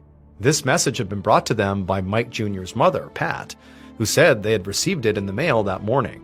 For the Zemedis, for so many reasons, this letter was terrifying. It was not just a reminder of their son's murder, but also a promise that there would be more violence. But for Baker, the note was a lead, which they really needed, because it had been over a month since Michael and Chester were killed, and at this point, the two investigators had managed to rule out basically every one of their suspects, and that included Hank Jennings. They'd learned that Hank's clear reluctance to meet with them was not because of guilt. It was because he had signed a non-disclosure agreement during the settlement with the Zemedis and didn't want to break it. And when they did finally speak to him, he clearly had an alibi. He was at work when Mike and Chester were killed, and Baker and Cass had confirmed it with his employer. And while Hank did own some shotguns, none of them were 16 gauge. So Hank joined the pile of other discarded suspects, like Michelle, who could have had the motive to kill Mike Jr. since she was wrapped up in an affair with their neighbor, but she'd been incredibly cooperative, and they hadn't been able to find any evidence that she might have been involved, like maybe if she had hired someone or something. And her ex-lover, Sean, was also very suspicious and had a strong motive to kill Mike, but his alibi had cleared him. There was no way Sean could have been in Wakefield during the murders because his neighbor saw him about an hour later at his home, which was over 100 miles away. And so now this warning note that looked like a ransom note seemed to point back towards the theory that Baker and Cass had ruled out at the very beginning, that the murders were business-related and the mafia was involved. Cass was a local, and he'd told Baker that there had been a lot of rumors swirling around about the murders in the community. Because of the Zemedis' role in the Big Dig, the general consensus around Wakefield was that the mob theory made the most sense. But Baker really wasn't so sure. I mean, they'd looked into the Zemedis' books and records repeatedly, and they hadn't seen anything to suggest any shady deals or potential mob interaction. Also, Baker didn't think this ransom-style note made from newspaper clippings was the mob style. It just felt kind of silly and performative. Like maybe somebody was trying to make it seem like the mob to lead the investigation in the wrong direction. But even if that was the case, this note was still huge, because maybe whoever had sent it had left their fingerprints or DNA on it. So Baker bagged up the note, and Cass carried it off to send to the crime lab. Baker knew the results from the lab would not be immediate, so while they waited, he wanted to re-interview all their suspects and all their witnesses in case they'd overlooked anything. A few days later, Baker sat alone at Cass's desk, reading another witness statement.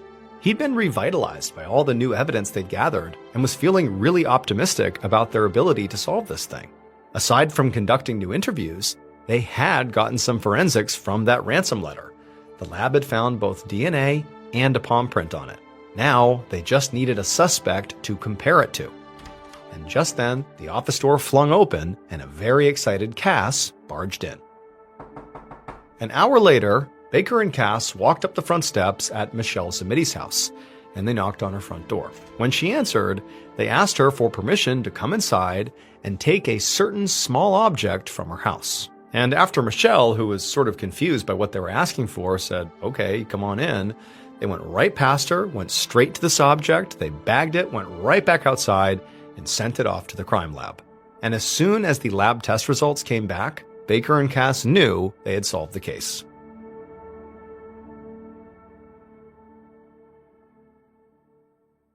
Based on DNA, other forensic evidence, and witness statements, here is a reconstruction of what police believe happened to Michael Smitty Jr. and Chester Roberts on the morning of March 13th, 2006.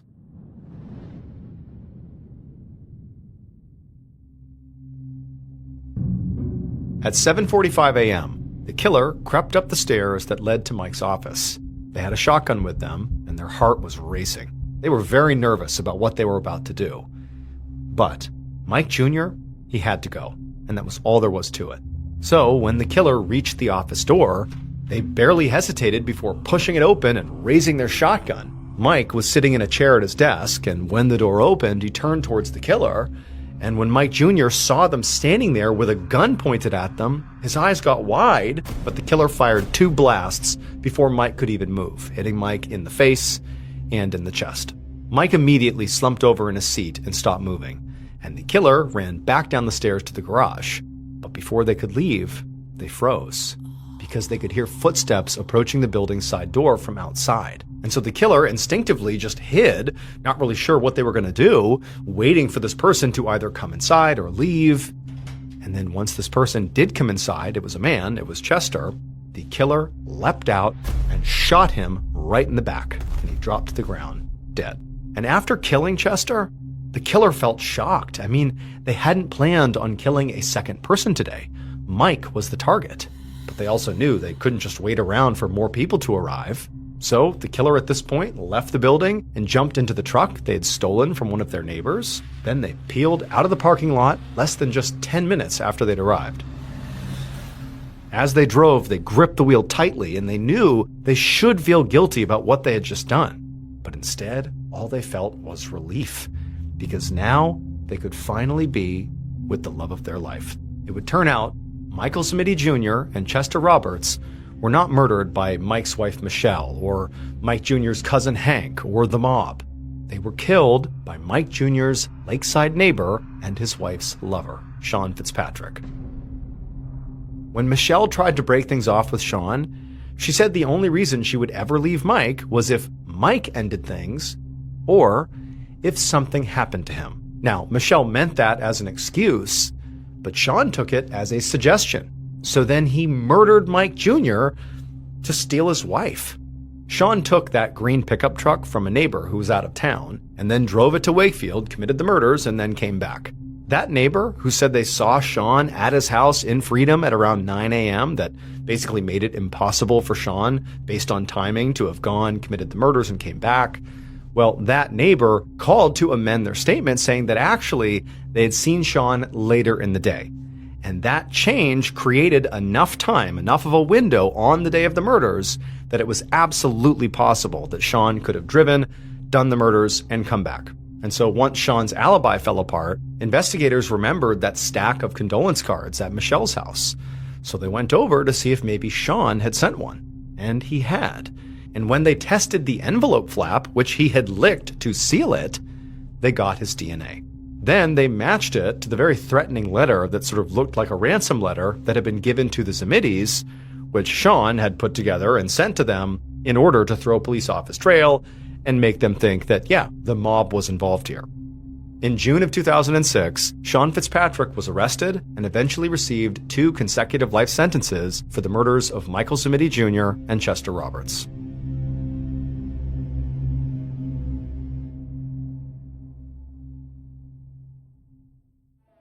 Hey everyone, just a reminder, I'm going on tour this year, which means if you go, you can experience never-before-heard stories from me live and in person. We did this in 2024 and people loved it. So get your tickets today at tour.ballenstudios.com right now before they sell out. That's tour.ballenstudios.com. I can't wait to see you all at the shows. Thank you so much for watching. Let me know what you thought of today's episode in the comments. And remember, we have a whole playlist of true crime episodes ready for you to binge right now. So click here and give them a watch. All right, until next time, see ya. Today, I'm going to tell you 2 wild stories. The first story is about a little-known invasion of a South American country in 1949 that had absolutely insane unintended consequences. And the second story is about this very strange ritual that typically did not have horrible consequences. But one time, in 1851, it did. But before we get into today's stories, if you're a fan of the strange, dark, and mysterious, 1949, a man in his 30s named Leonardo Paez paced around a radio station in a city called Quito, which is the capital city of Ecuador. It was a Saturday night, and Leonardo and all the people around him were working very hard to get ready for an urgent broadcast. So Leonardo was the director of Radio Quito, which was a highly respected news station owned by a popular newspaper called El Comercio. Most people in Ecuador basically got all their news either from this news station or that newspaper, or both. And running a radio station with such a great reputation was really a source of pride for Leonardo, who had grown up in Quito. So he took his job very seriously, which was why tonight was such a big deal for him. He was about to deliver a potentially life-changing broadcast to the entire city. And just thinking about the gravity of this moment was making him feel sick and sweaty. In the room with Leonardo was a team of producers and sound technicians, as well as one of the station's top news anchors. Most of the last-minute work they were all doing involved organizing stacks of paper that contained instructions about what to say and what to do during this pivotal broadcast. That's what the anchor was double-checking right now. He was the one who had written the broadcast script, and he would be the one actually reading it on the air. Leonardo looked anxiously over at the clock on the wall. It was already a few minutes after 9 p.m., and they didn't have a lot of time left. But even though Leonardo desperately wanted to get this broadcast started as soon as possible, he knew he had to give his anchor the space and time to make sure they were 100% ready before they actually went on the air, because they really only had one chance to do this right. So instead of telling the anchor to come on, hurry it up, Leonardo instead bit his lip and just paced around the station, trying to distract himself by listening to the program that was currently being broadcast over the radio station's airwaves. It was a live musical performance from a duo of singers named Benitez and Valencia. These two combined were really famous, sort of like the Taylor Swift of 1940s Ecuador. And so when people in Quito knew these particular singers were performing on the radio, basically everybody stopped what they were doing and tuned in to listen. So in Quito in the 1940s, nobody had TV, and so radios were like the ultimate form of not just how to get your news, but also of entertainment. It's really where everybody turned. But radios were also very expensive and were sort of a luxury item, so not everybody had one. The people who did have radios would often bring theirs outside to the street so that other people could also hear the programs and the music. And Leonardo knew that all of this meant that at this very moment, all across the city, most of Quito's 250,000 residents were gathered around a radio. And he needed to get his broadcast on the air while he still had everybody's attention.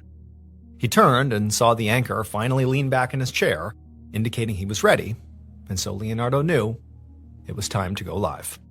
Leonardo turned and nodded to his technicians, who were all sitting at a table covered in broadcasting equipment, and one of them, after seeing Leonardo's cue, leaned forward to adjust several knobs and then hit a button on the control panel. And the instant he did this, the voices of the singing duo cut off, and a large red sign that said "On Air" lit up on the wall right above the table. Basically, they were going to cut off the performance to do this broadcast and catch everybody in Quito off guard. And then the anchor leaned into their microphone and, in a very urgent voice, said that they were interrupting this musical program because there was an alarming event happening that everybody in Quito had to hear about. Then he explained the reason for this broadcast.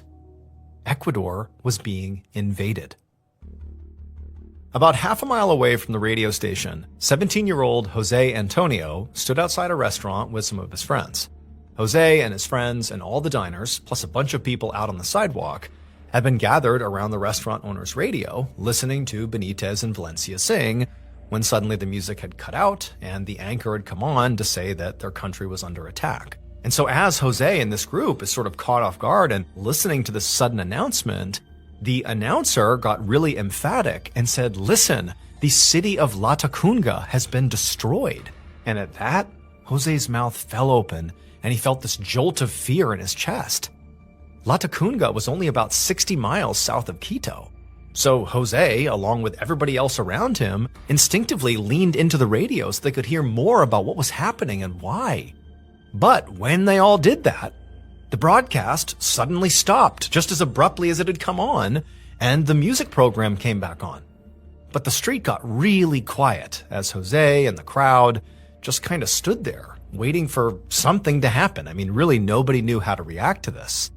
A few people began looking up at the sky, thinking maybe warplanes might be flying overhead, and actually Jose began doing that too, wondering if, that's the next step. But there were no planes, and there were no signs of, anything that would indicate that war was happening nearby, or, whatever destroyed Latacunga was approaching Quito. All Jose could hear was the echo of other radios around the city, now back to playing this musical program. But as the seconds ticked by and the crowd gradually began talking again and kind of going back to normal, some people began making jokes and suggesting that this broadcast was literally a joke, that was meant to be a prank. Others just kind of brushed the whole thing off and just went about their evening as if it had never even happened. However, Jose did notice that some of the people at the tables outside the restaurant where he was were still just kind of staring at the radio and shifting around like they were restless or uncomfortable, like clearly that broadcast had struck a nerve. Jose also kept fidgeting around and trading worried looks with his friends and the other people around him because he wasn't so sure this was a joke. And the reason he wasn't sure was because a sudden invasion of their country had actually happened before. 7 years earlier, in 1941, when Jose was just a kid, the much larger country of Peru had invaded Ecuador after an argument over land along a shared border. Instead of settling the argument diplomatically, the Peruvian army stormed into the disputed territory in Ecuador and conquered it pretty easily. And the fighting had only lasted for maybe about a month before Ecuador accepted that they had lost and retreated, giving up the land. But even though the fighting back then had never actually reached Quito, it had been a terrifying experience for residents of Quito because it made them realize they were not able to defend themselves against a foreign invader. But just then, as Jose and the others are sitting outside the restaurant kind of grappling with what could be going on here, how real is this, is this a prank? Just then, the music that had come back on again on the radio cut out, and once again, the broadcaster's voice came on, and they said they had an update. The enemy had landed their aircraft right on the outskirts of Quito in a northern area called Cotocollao, which was only 8 miles from the center of Quito. And suddenly Jose and the others realized that if the enemy had destroyed Latacunga in the south and now landed in Cotocollao in the north, then the city of Quito was effectively surrounded. But before Jose could even process this thought, another man's voice came on the radio. And unlike the first voice, which was emphatic but, basically calm, this guy was absolutely panicked. He said he was the chief of Quito's newspaper, and then he basically screamed, "The airbase has been taken over by the enemy and destroyed. They're exterminating everything and everyone." He continued to yell that the enemy was using poisonous gas and they were using fire and they were literally killing people and destroying homes and buildings. And then he issued a simple and terrifying warning. They're coming. Jose felt himself let out this yelp that he couldn't even control. He was so suddenly terrified. But he didn't even hear it because all around him, everybody else seemed to react basically the same way all at once. And the streets erupted in screaming and praying and just absolute chaos. Some people began pointing up to the sky, yelling that they could see the enemy. More and more people suddenly began flooding out onto the streets, crowding around the radios, trying to hear more information. They're all terrified and they don't know what's going on. Jose wanted to begin to tell these new people who were coming outside sort of what he and others had heard so far, but everybody out on the street was sort of talking over each other. It was just complete madness. And then literally on the radio, there's all these different voices coming over because clearly the news station is panicked and they can't even get a cohesive message out over this broadcast. However, despite this madness, the one word that kept coming through on the radio that everybody heard was "Go hide. Hide from the enemy. Hide." And Jose and some other people around him were thinking about doing just that when finally a new voice took over the broadcast.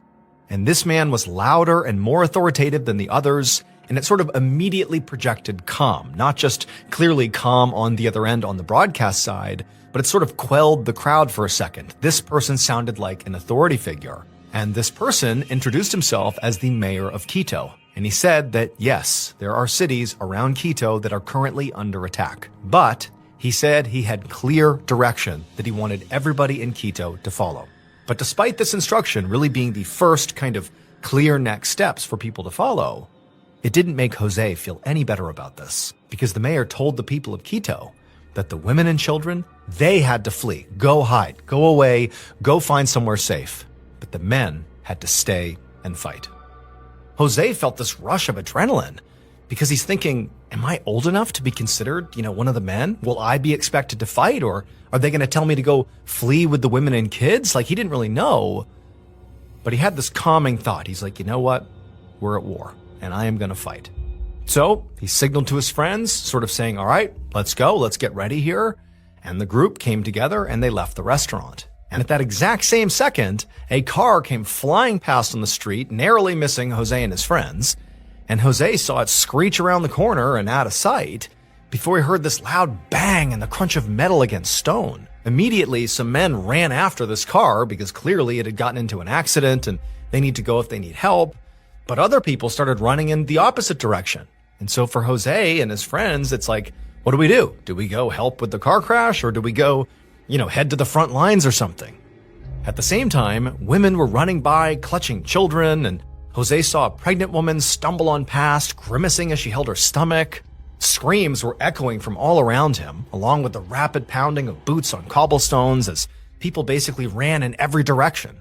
Jose was still trying to figure out which way he should go and what he and his friends should actually do here when he heard a news speaker's voice come on the radio, who announced himself as the Minister of Government, which was basically like the person who controls the security of the entire country of Ecuador.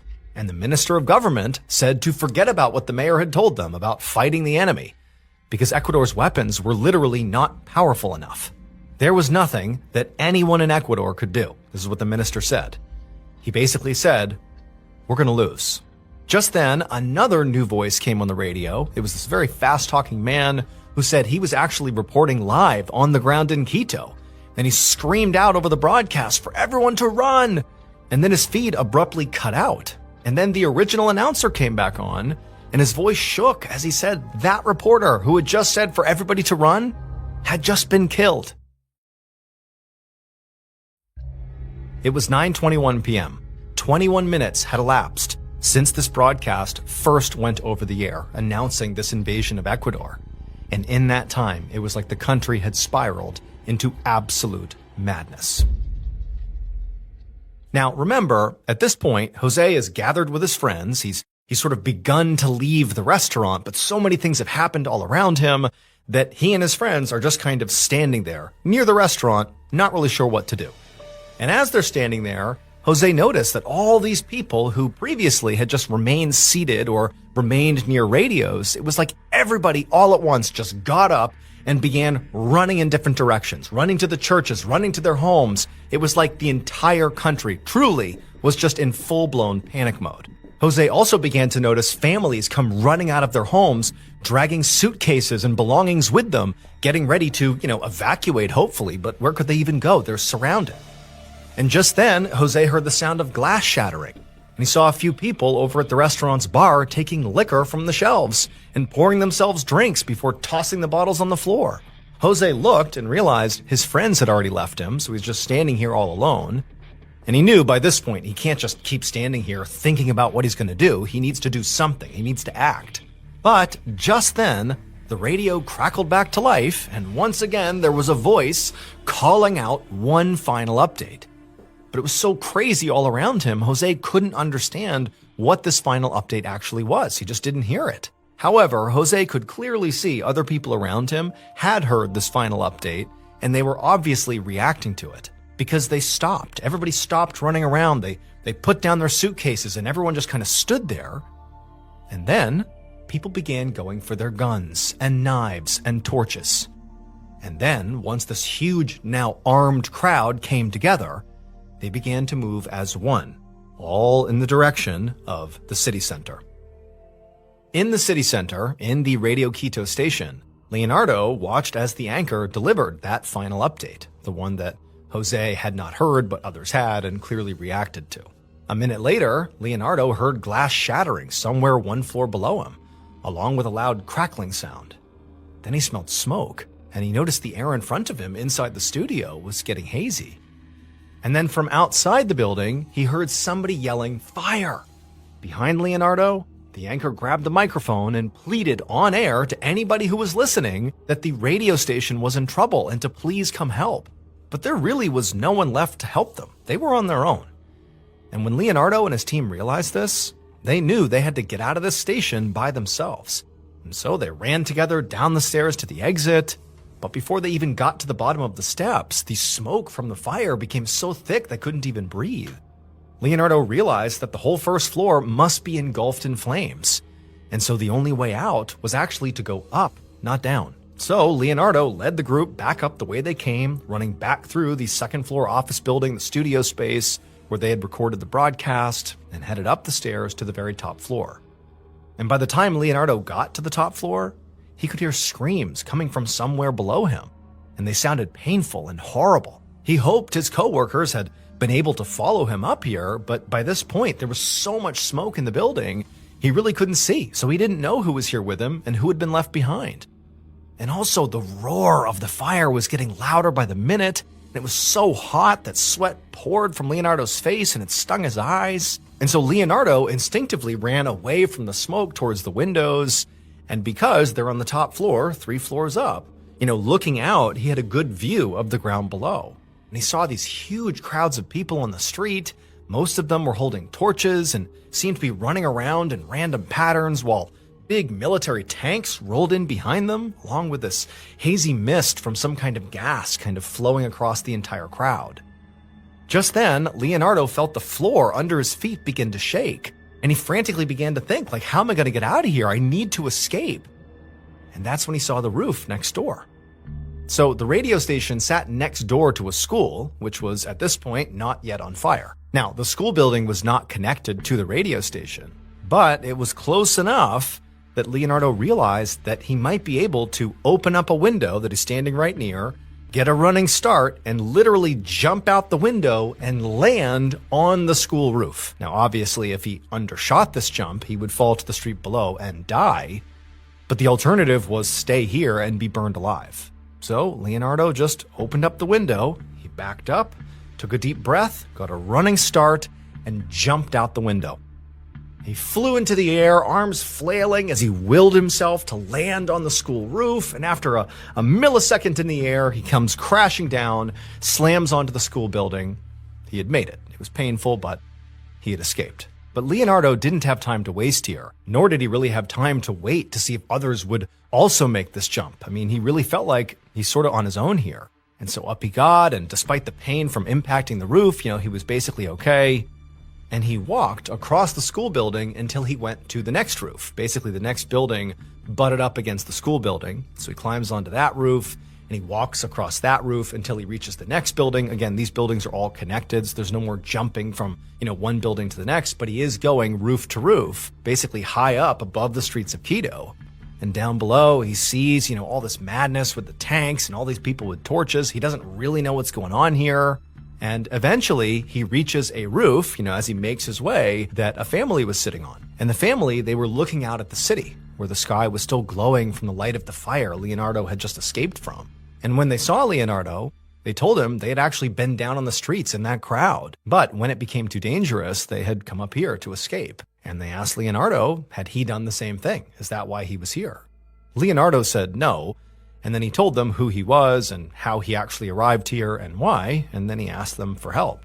And for a second, the family just stared at him in shock. Then they began to talk to each other, and from what Leonardo could hear, and also based on facial expressions, the family seemed mad. But finally, the father looked at Leonardo and said yes, they would help him. However, there was a condition. He told Leonardo that under no circumstances could he, Leonardo, go down on the street with that crowd. The father said Leonardo would have to hide out in this family's house because, the father explained, that everybody in the city, including all those people down there, wanted Leonardo's head. It would turn out Leonardo's broadcast had actually been wildly successful. It had done exactly what he hoped it would do. It grabbed the attention of basically everybody in Quito, The whole city stopped in its tracks to listen to what the broadcast had to say. However, there was one very important fact that Leonardo had decided not to mention in this broadcast until the very end, when in many ways it was already too late. This fact was the final update, the one Jose had not been able to hear, but that had caused everybody on the street who had heard it to stop running around, stop screaming, and just get their guns, knives, and torches and head towards the center of town. The fact that was held off until the very end was this whole broadcast was a farce. The invasion was not real. It was an act, a prank, a joke. The broadcast was like this play. It was an adaptation of a fiction novel called War of the Worlds by H.G. Wells, which is about an alien invasion. And so what Leonardo did is he orchestrated this broadcast to sound and feel like a real breaking news broadcast about an alien invasion. The exact same thing had actually been done in the United States a few years earlier in 1938. But in the American version, the listeners had been warned at the beginning of the broadcast that it was not real. And it still caused mass panic, even though they had been warned. And so, during Leonardo's broadcast, when he finally revealed the truth at the very end, the listeners were not, soothed. They were not like, oh boy, what a great prank. They were furious. So furious, in fact, that they went to the radio station in the city center where Leonardo and his broadcast crew were, and they lit it on fire.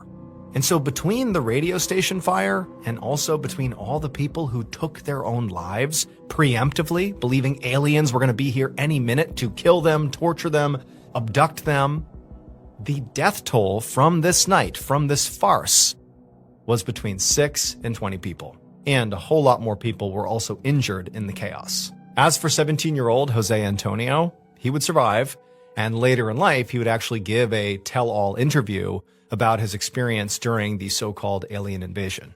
As for Leonardo, he didn't face any criminal charges, no jail time, nothing.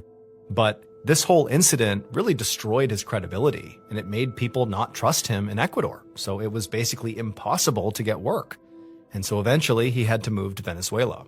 And then as for Radio Quito, the at one point very influential, very important news broadcast, they wouldn't make another broadcast for 2 whole years after this incident.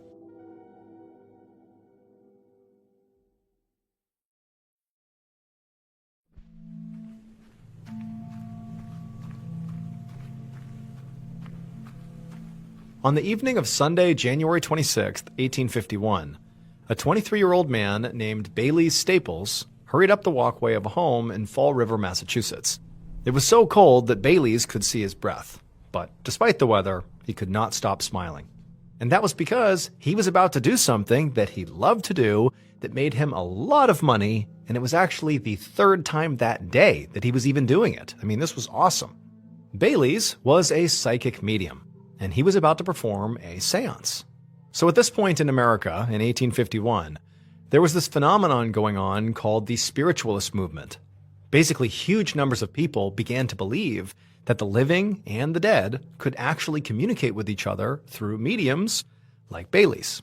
And at this time, there was a very specific way that mediums like Bailey's conducted their seances. They would sit at a round table along with all their guests that were going to participate, and they would summon spirits. And what would happen is the participants in these seances could literally tell when it was that the spirit actually made contact with the medium. Because the round table they were all sitting at would shake or move. Sometimes the table would thump so violently that one of the legs of the table would break off. And a broken table at a seance was considered a huge success. So seances were a craze all over the country. And many people did genuinely believe that, people like Bailey's, mediums, could talk to ghosts in these seances. But there were lots of people also who didn't believe any of it, thought it was completely made up, but they would still hire people like Bailey's to have these seances at parties and other functions as sort of a form of entertainment, kind of like how you might hire a band or a magician. And in Fall River, Massachusetts, there really was a big appetite for these seances, both because people believed they were true and lots of people who thought they were fake. And it's in part because there were lots of homes in Fall River, Massachusetts at the time that sort of had some history about being haunted, and so there was sort of groundwork laid for both believers and non-believers to contract people like Bailey's. Now, to be clear, Bailey's whole seance act was a blatant fake. In fact, many of the people who hired Bailey's knew in advance that it was all an act, that Bailey's really was more of a performer than a psychic medium. But Bailey's was really good at faking it, and so he had become kind of like the go-to medium, certainly in Fall River, which meant for him to maintain this flow of business, he really had to put full energy into every performance to keep getting people to call on him. So, on this day, as Bailey's is sitting there getting ready to start his third seance of the day, he was tired. I mean, it's pretty exhausting to do these performances. But he knew he just had to get that second wind and just push through and do as good of a job as he possibly could. And so as the homeowner of this third seance opened up the door and let him inside, Bailey's was sure this was going to be at least as good, if not better, than the other performances of the day. Moments later, the homeowner, John Gardner, led Bailey's into the living room where several other guests were already gathered. Bailey's immediately snapped into character. He swooshed his cape as he walked in, and he waved his hand around the room to command their attention. And when everyone turned to look at him, he said, "I have broken 2 tables today, and now I've come to break yours." The guests all cheered and clapped, and Bailey's could tell they were going to be a very enthusiastic audience, which always made these seances much more fun. So into the parlor they all went, and they all took a seat around this big circular table in the middle of the room. And then Bailey's dimmed the lights and walked around the table giving his instructions. He then told them to all hover their hands over the table with their palms down and their fingers spread, and that each of them would have to touch the hands of the person sitting next to them. He told them that once they were all touching, it would create a circuit that was more inviting to the spirits. And so once all of his guests got into position with their hands, Bailey's took his seat and did the same thing with his own hands, creating a full circuit all the way around the table. And at that point, everybody was ready. And so he nodded, and in a commanding voice, he said that now he was going to speak to the spirits. And if the spirits in the room felt like answering, they would move this table. The room got deadly quiet as everyone waited to see what Bailey's would do. But Bailey's just let the tension grow, because he knew that the longer he waited, the more anticipation would build. This was actually Bailey's favorite part of the performance, and he could feel his own heart begin to race. I mean, this really was exciting. But then finally, he broke the silence and called out to the spirits in the room and demanded that if there were a ghost here, to make itself known. And at this, everyone immediately began to look around excitedly, which created the quick distraction that Bailey's actually needed to perform his first trick. So mediums used a few different tools to help them fake communication from these ghosts, and one of those tools were these special hooks that they actually attached to their wrists, and they hid them under their sleeves.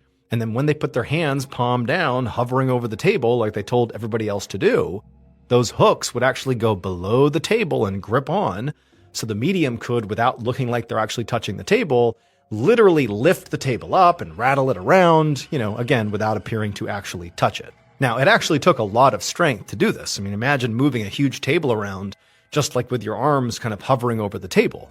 But Bailey's was getting really good at it. And so as his guests were all looking around, looking out for ghosts, Bailey's masterfully hooked his hooks right under the table and began moving his wrists around, which caused the table to thump. And as soon as this happened, a woman on the other side of the table screamed, and the other guests began laughing and getting really excited. But Bailey's was only just getting started. He called out to the spirit again, much more forcefully this time, and as he did, he literally made the table rise off the floor as all the guests gasped. One man asked how Bailey's was even doing this. I mean, he knew this was fake, but how are you lifting the table up? Because his hands are over the table, remember. It's just these secret hooks underneath. But Bailey's just kind of ignored the man and smiled. And then he said to the spirit that if you're willing to communicate with us, rap on this table one time. And then Bailey's used the hook, underneath the table to make a knocking sound. And as he did this, the woman who had first screamed on the other side of the table, she jumped. She was so scared. And it actually caused Bailey's to have this surge of adrenaline, like he was really doing a good job.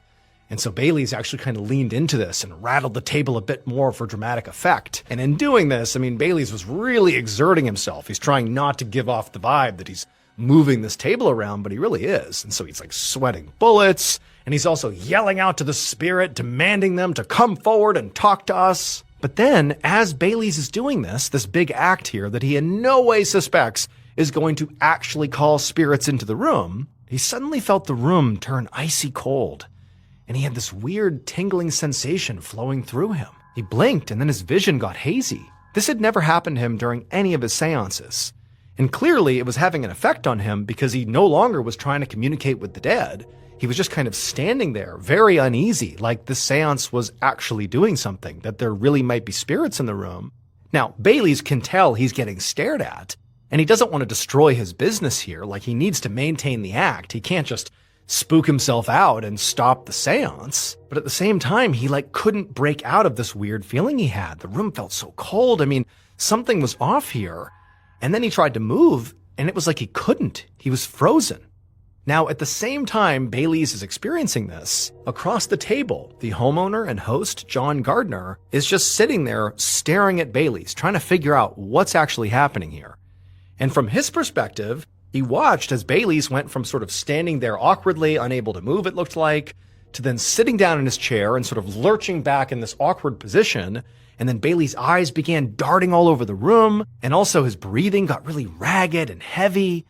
And John couldn't help but feel like it looks like Bailey's is possessed for real.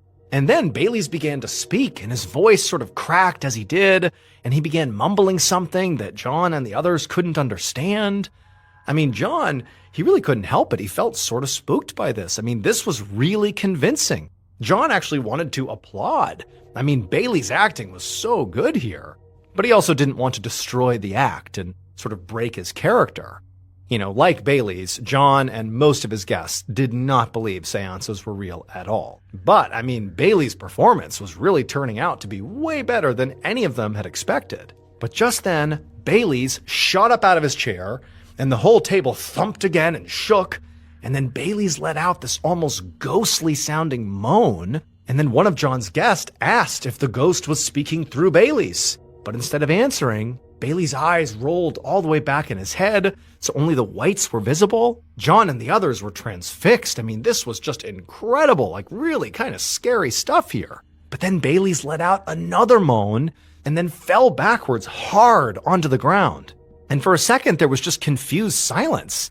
Because if this is an act, I mean, that was a violent fall. This looks really legitimate. How is Bailey's able to do this over and over again? This seems real. And it was in that moment of realizing that something is off here that some of the guests began to scream and they began to run out of the room. A few minutes later, a local physician named Dr. Hopper ran into the parlor of John Gardner's home. He'd been summoned by one of the guests who had panicked and actually ran out and gotten him. But that guest had been rambling about a ghost and a possession, so Dr. Hopper really wasn't sure what kind of problem he was actually responding to. But now he could see there was a group of people dressed for a party gathered around what appeared to be a seance table, pointing to the floor, where there was this young man lying in a crumpled heap. Dr. Harper went to the young man and reached out and felt the man's neck, but there was no pulse.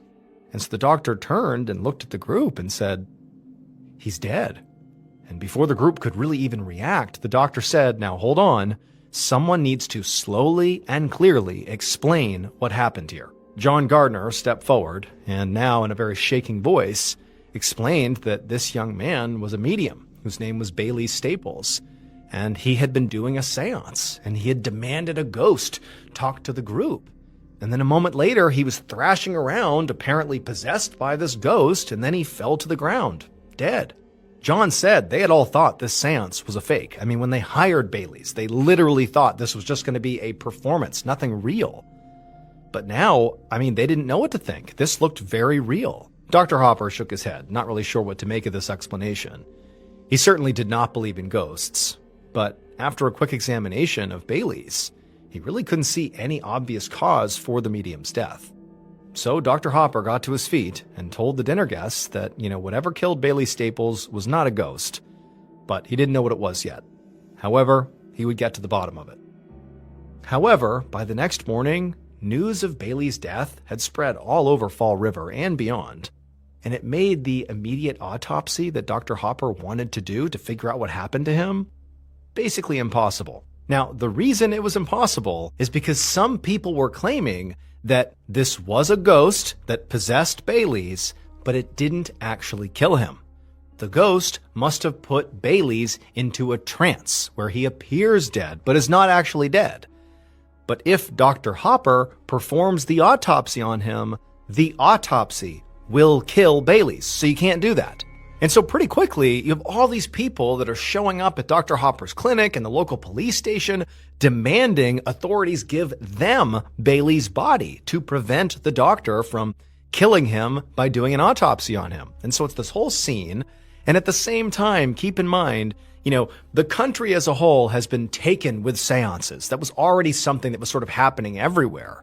But this story, which sort of legitimized the idea that ghosts could be real and ghosts can also be dangerous given what happened to Bailey's, this story is spreading like wildfire all over the country. And so at a time where people in America were already big on seances, this pretty much dumped gasoline on that. And seances became even more popular, but now because they felt real, not because they were entertainment. On January 28th, so 2 days after Bailey's was pronounced dead, Dr. Hopper stood in the basement of the local morgue holding a scalpel. He had finally gotten the approval to go ahead and conduct his autopsy, but he knew that a lot of people were not happy about it. And now he was looking down at Bailey's body, realizing that, to his own surprise, he was sort of nervous about this. Like the idea that, what if this guy's actually still alive and I'm about to kill him with this autopsy? Now, logically, the doctor did not think Bailey's was in a trance, but it was unsettling how physically healthy Bailey's body looked. He was young and strong with no history of illness, and there wasn't a mark on his body anywhere to explain why he was dead. The only blemishes on his skin were these slight bruises around his wrists, which Dr. Hopper understood were from the special hooks he had been wearing when he died to lift up the table. But Dr. Hopper shook off the nerves and moved his scalpel towards the skin of Bailey's chest and made his first incision, opening up the chest cavity. And that was when Dr. Hopper saw it. It would turn out, on the day Bailey Staples died, he was at his absolute performative peak as he lifted John Gardner's table up off the ground and made the seance guests scream and laugh. But what Bailey's didn't know, and what Dr. Hopper found when he performed the autopsy, was that Bailey's had a pre-existing heart condition, and his passionate performance, coupled with the physical exertion it took to lift up that heavy parlor table with just his wrists, and the fact that Bailey's had also already given 2 other similar performances that day, caused his weak heart to swell and develop an aneurysm which ruptured and caused fatal internal bleeding. Bailey Staples had basically put on the absolute best seance performance of his life. It was so good, in fact, that it killed him, and also accidentally convinced an entire house full of dinner guests and many people all across the country that ghosts were real. Thank you so much for watching today's episode. Let me know what you thought of it in the comments below. And remember, we have a whole playlist of Places You Can't Go episodes ready for you to binge right now. So go ahead and click here and give them a watch. All right, until next time, see ya. Sometimes the truth is stranger than fiction, and today we're going to look at 3 stories that demonstrate that. But before we get into today's stories, if you're a fan of the strange, dark, and mysterious delivered in story format, then you've come to the right place because that's all we do, and we upload 2 or 3 times every week. So if that's of interest to you, please change the like button's default internet browser to Microsoft Edge. Also, please subscribe to our channel and turn on all notifications so you don't miss any of our weekly uploads. All right, let's get into today's stories.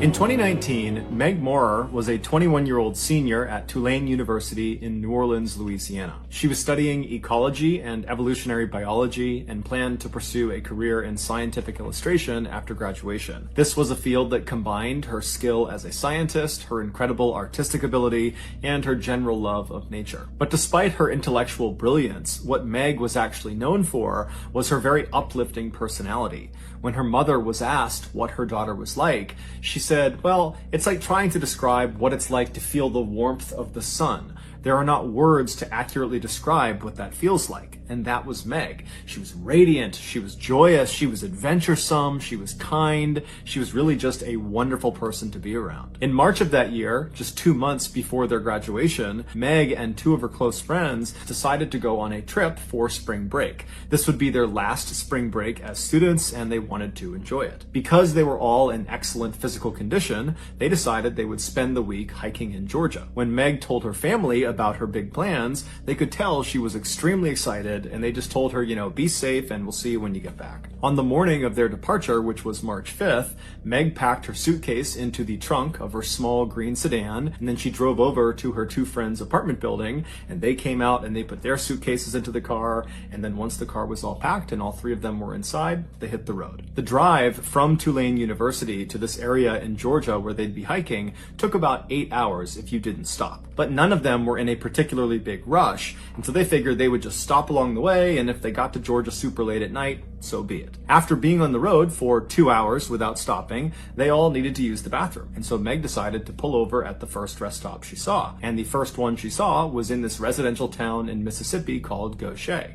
So she pulls off the highway into this very nondescript rest stop, and all 3 of them get out. They go into the main building and they use the restroom. Meg was the first one to be done, so she came outside and she waited right near the bathroom door, and then her 2 friends, they finished up as well. They came out, and then the trio began walking back towards the parking lot where Meg's car was. At the same time, a man driving an 18-wheeler tractor-trailer truck was bombing down the highway right outside of this rest stop, and right before he was going to pass the area where this rest stop was, he heard something fall off the back of his truck. He instinctively checked both of his mirrors to see if maybe he could see what had fallen off, but he didn't see anything in the road, and so he just pulled over onto the shoulder and got out to see what was going on. When he walked towards the back of his truck, he expected to see, maybe one of the back doors had popped open or something like that. But even before he made it to the back of his truck and could even look at those back doors, he already knew what had fallen off the truck. 2 of his back tires were just gone. This truck had what's called dual rear wheels, which meant on the axle there was not just 1 wheel on each side. Instead, there were 2 wheels on each side, so 4 wheels across 1 axle. And so each of these 2 wheels were bolted together and would turn at the same time and kind of functioned like one big fat tire. This gave the truck more stability and safety when it was towing. The driver, in a panic, looked back down the road in the direction he had just come, hoping to just see the tires somewhere, but they weren't anywhere to be found. And so, not really knowing what to do, he just instinctively called his boss and told him what was going on. And his boss just said, "Hold tight, I will send help out to you." And so this driver is left to just stand on the side of the road and wait for help to arrive. And so as he's doing that, he's just staring back down the road in the direction he had just come, as if these tires are just going to magically appear. And as he's looking in this direction, he starts to notice on the other side of the highway, there are police cars and ambulances streaming into a rest stop that he had just passed. And it was the rest stop where Meg and her 2 friends had been. It would turn out when these 2 tires became dislodged from this truck, they went careening across the highway to the other side, across oncoming traffic, all the way up into this rest stop, and they crashed directly into Meg right as she was climbing back into her car. These 2 tires combined weighed almost 1,000 pounds, and so the impact killed Meg. She was pronounced dead on the scene. After an investigation, it was not conclusively determined what actually caused these tires to fall off. The likely cause was they were missing a small part known as a locking washer that costs $3 and is very easy to acquire. But regardless, at this point, the incident is considered a freak accident. In January of 1997, a very accomplished and Ivy League trained American chemist named Karen Wetterhahn started experiencing tingling in her lower extremities. Now, it was uncomfortable, but it wasn't enough discomfort to warrant going to a doctor or really being concerned about it. She figured it was just something kind of minor and it would go away on its own. But shortly after this tingling began, Karen started noticing she was having balance issues. She would be walking down the hallway at the university where she worked when inexplicably she would just lose her balance and start stumbling and would either fall to the ground or would have to lean up against the wall to steady herself. She tried to convince herself that she was just being clumsy or that she was just really tired and that's what was causing it. But shortly after these balance issues presented themselves, Karen was hit with a host of other health issues. Her speech became awkwardly slow and slurred. She began hearing this white noise ringing in her ear that just wouldn't go away. And her field of vision drastically narrowed to the point where it was like she was looking through 2 toilet paper rolls. Karen's husband brought her to the hospital where she underwent this very lengthy and involved examination, which involved spinal taps and brain scans to try to figure out what was going on, because at first, none of the doctors had any idea. After the testing was complete and Karen was sleeping in a hospital bed and her husband was sitting by her side, a doctor walked into the room with a clipboard and he had this odd look on his face, like the news he was about to deliver he didn't really even understand. And so he consulted his clipboard one more time, looking at some paperwork, and then he looked up and he looked at Karen, and then he turned to Karen's husband and he just says to him, "Sir, does your wife have any enemies?" It would turn out Karen was suffering from a severe case of mercury toxicity. Mercury is a naturally occurring metallic element that is poisonous to humans in all its forms. And Karen had so much mercury in her body, in fact she had 80 times the toxic threshold, that doctors believed this had to have been an intentional poisoning, that someone must have attacked Karen trying to kill her with mercury. But Karen's husband said, I don't think my wife has any enemies. And then when Karen ultimately woke up, she reiterated that sentiment, that she did not have any enemies. The doctors, who knew Karen was a chemist, they asked her, have you had any recent exposure to mercury? And through slurred and difficult to understand speech, Karen would say that she had.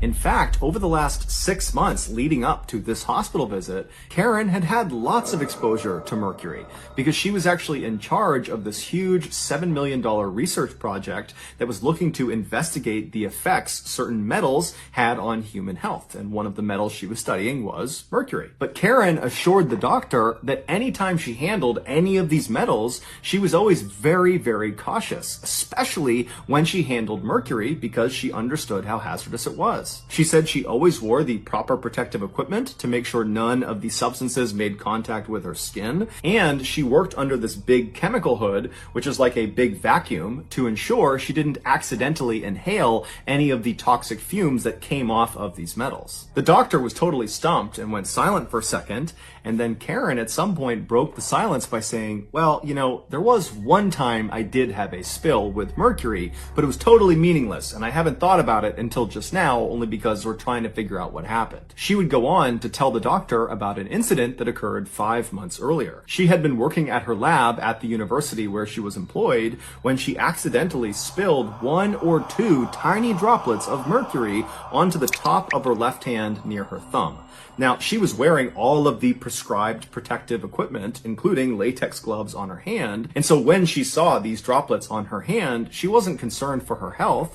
She just followed procedure. She stopped what she was doing, she wiped the droplets off, and then she left her workstation, she threw away the contaminated gloves, she thoroughly washed her hands, and then put new gloves on, and then just went back to work and didn't think much of it. The type of mercury that Karen had spilled on her hand was called dimethylmercury. This is not the same thing as the shiny silver liquid we see in old thermometers. That is a hazardous substance, but it's nothing compared to dimethylmercury. Dimethylmercury is a clear liquid that is considered to be one of the most toxic substances on the planet. After hearing this story from Karen, the doctor agreed that overall this did seem like a kind of meaningless event because she had followed all the proper procedures and those droplets had landed on her gloves, not on her skin. But since they had no other leads to operate on, he thought it would still be a good idea to test to see if dimethylmercury could penetrate through latex. And sure enough, after they ran some studies, they found it could. In fact, the latex gloves that all these scientists were told to wear when handling this particular substance, they did nothing. The dimethylmercury would penetrate through the latex in seconds. But even though they had just solved the mystery of how Karen got mercury toxicity in the first place, what no one could understand was why Karen was still suffering from the effects of mercury toxicity if her only exposure to it was 5 months earlier, just that one time. Typically, people who have mercury toxicity, they will get better as soon as the source of their toxicity is removed. Meaning, when the mercury goes away, they get better. And it's because the mercury kind of pools in their bloodstream and their body will naturally excrete it and they'll get better. But unfortunately for Karen, it would turn out dimethylmercury is a little bit different. It's far more lipophilic than other types of mercury. Lipophilic means a chemical substance is more likely to bind and mix with fat tissue in the body. And since blood is primarily made of water, when dimethylmercury enters the body, it does not settle in the bloodstream. Instead, it settles in organs that are made up of primarily fat. And once dimethylmercury is in your organs, it takes an exponentially longer amount of time for your body to excrete it, if it ever does. Sometimes you just die from the effects of mercury toxicity before your body can get rid of it. And in Karen's case, when she showed up to the hospital, it was already too late. Some of the dimethylmercury had already made its way up to her brain, which is an organ made up of 60% fat, and there it began to destroy her central nervous system. 3 weeks after being admitted to the hospital, Karen fell into a coma, and then shortly after, one of Karen's friends was in the hospital visiting her, and she saw a tear was coming down Karen's face. And so the friend turned to the doctor and said, is she in pain? Is that why she's crying? And the doctor said, no, it doesn't appear her brain is able to register pain anymore. Karen would unfortunately never wake up from her coma. She would pass away on June 8th, 1997, roughly 10 months after those little droplets of dimethylmercury landed on her latex glove. In the 1850s and 1860s, Edwin Booth was the man. He was this extremely famous American actor who basically anywhere he went in America, people would know who he was. He was extremely recognizable, a household name, an A-list celebrity through and through. But his acting prowess and his career and his fame, those are not the things we remember him for. In early 1865, when Edwin was 31 years old and was at the height of his acting fame, he walked into a New Jersey train station and walked through the building to the actual platform where the trains are. And as soon as he turned a corner and actually saw the train that he wanted to board, he very quickly realized that he probably was not going to get on that train. There was already this huge throng of people out on the platform pressed up against the side of this train, and they're all waving their arms around and yelling. And in the middle of this big group of people with his back pressed up against the train was the train's conductor, whose job was to sell tickets in addition to driving the train. But from Edwin's perspective, it seemed fairly obvious based on the conductor's body language and what some of the people in the crowd were yelling that there just weren't enough tickets. That's why this big unruly group had formed, because all these people were rushing forward trying to buy one of the last few tickets. Now, Edwin could have very easily just walked up and announced himself and shown his very famous face, and almost certainly he would have gotten a ticket. But to this point, Edwin had not been recognized in this train station, and so he wanted to keep a low profile, and so he decided against that idea. Instead, he decided he would just kind of join this big group and, try to flag down the conductor and try to buy one of these tickets, and if he didn't, so be it. And so Edwin, instead of going to the back of this group, he went around to the right side, close up against the side of the train, and right as he got to the outside of the group and he turned in towards the group, he looked up at where the conductor was, and he saw the conductor turning around and walking back into the train. He had clearly sold all of his tickets, and so anyone who had not purchased one yet, like Edwin, they were out of luck. They'd have to wait for the next train. Edwin was about to just walk away and wait for the next train when he noticed the crowd in front of him. They didn't disperse like he was doing. Instead, they all seemed to kind of surge forward towards the train, which was now moving, and as they pushed forward as if they were going to jump onto this train, even though they didn't have tickets, one man who was towards the front of this group, right up against the train, he falls to the ground and gets trapped halfway under the train. His lower half was literally on the tracks under the train, and his upper half is now under this big crowd of people that are now trampling him. And so Edwin can see very clearly that if someone does not grab this guy and pull him out soon, he's going to get run over by the train. And so Edwin, without any hesitation, he jumps forward onto the ground on the platform, and he reaches his hand out through the feet of all these people in this crowd, and he grabs the collar of the guy who had fallen, and he pulls him. And as he's pulling him, this guy who's on his back, he starts pushing with his legs and his feet, and within about a fraction of a second, they yank him out from under the train, and the guy who had fallen and Edwin are lying on their backs on the platform, and before they could even talk to each other, they sat up and watched as a big train wheel rolled over that piece of track where this guy had just been laying. Edwin had saved his life. The guy he had saved was a 21-year-old named Robert. And so the two of them, they stand up and they face each other for the first time. And when Robert sees Edwin, he gasps because this is Edwin Booth, the mega celebrity. He could not believe that was the guy who had just saved him. And while Robert was very thankful, he also was just totally dumbfounded at the absurdity of the situation he was in. And so eventually Edwin just says, hey, I'm glad I was here to help you. No big deal. Next time be more careful. And then at some point, the men just shook hands and parted ways. Edwin would eventually get on the next train and he would go wherever it was he needed to go. And before long, his very busy schedule kind of occupied his mind and he had kind of forgotten about what happened on the train platform. But a few days later, Edwin got a letter in the mail from a very high-ranking government official thanking him for saving Robert's life. Because it would turn out Robert Lincoln was the eldest son of the then President of the United States, Abraham Lincoln. Now, to be clear, Edwin was extremely famous and had lots and lots of influence and knew lots of very important people, but he had never had any interaction with anyone in the Lincoln family before he met Robert on the train platform. So it was just a crazy coincidence that this mega celebrity happened to save the life of the president's son. But this coincidence was nothing compared to the coincidence that occurred next. On the evening of April 14th, 1865, so roughly 3 months after Edwin saved Robert, Robert's father, President Lincoln, sat down in a private seating area to watch a play at a Washington, D.C. theater. During the production, at around 10:15 p.m., a man snuck into the private seating area and shot the president to death. The killer was Edwin's younger brother, John Wilkes Booth. This assassination had nothing to do with Edwin or his interaction with Robert on the train platform. This was an assassination that was formulated and carried out completely independently, meaning it was purely coincidence that just a few months after Edwin saved a Lincoln's life, his own brother took a Lincoln's life. So that's going to do it, guys. If you found the secret in today's episode, let us know in the comments section what it is and where you found it. And if you're the first to do that, we'll pin you at the top of the comments section. If you got something out of today's episode and you haven't done this already, please replace the like button's default internet browser with Microsoft Edge. Also, please subscribe to our channel and turn on all notifications so you don't miss any of our weekly 2 or 3 video uploads. We are now selling merchandise like flannels and hats and sweatshirts and mugs and all sorts of stuff. If you're interested, go to shopmrballen.com.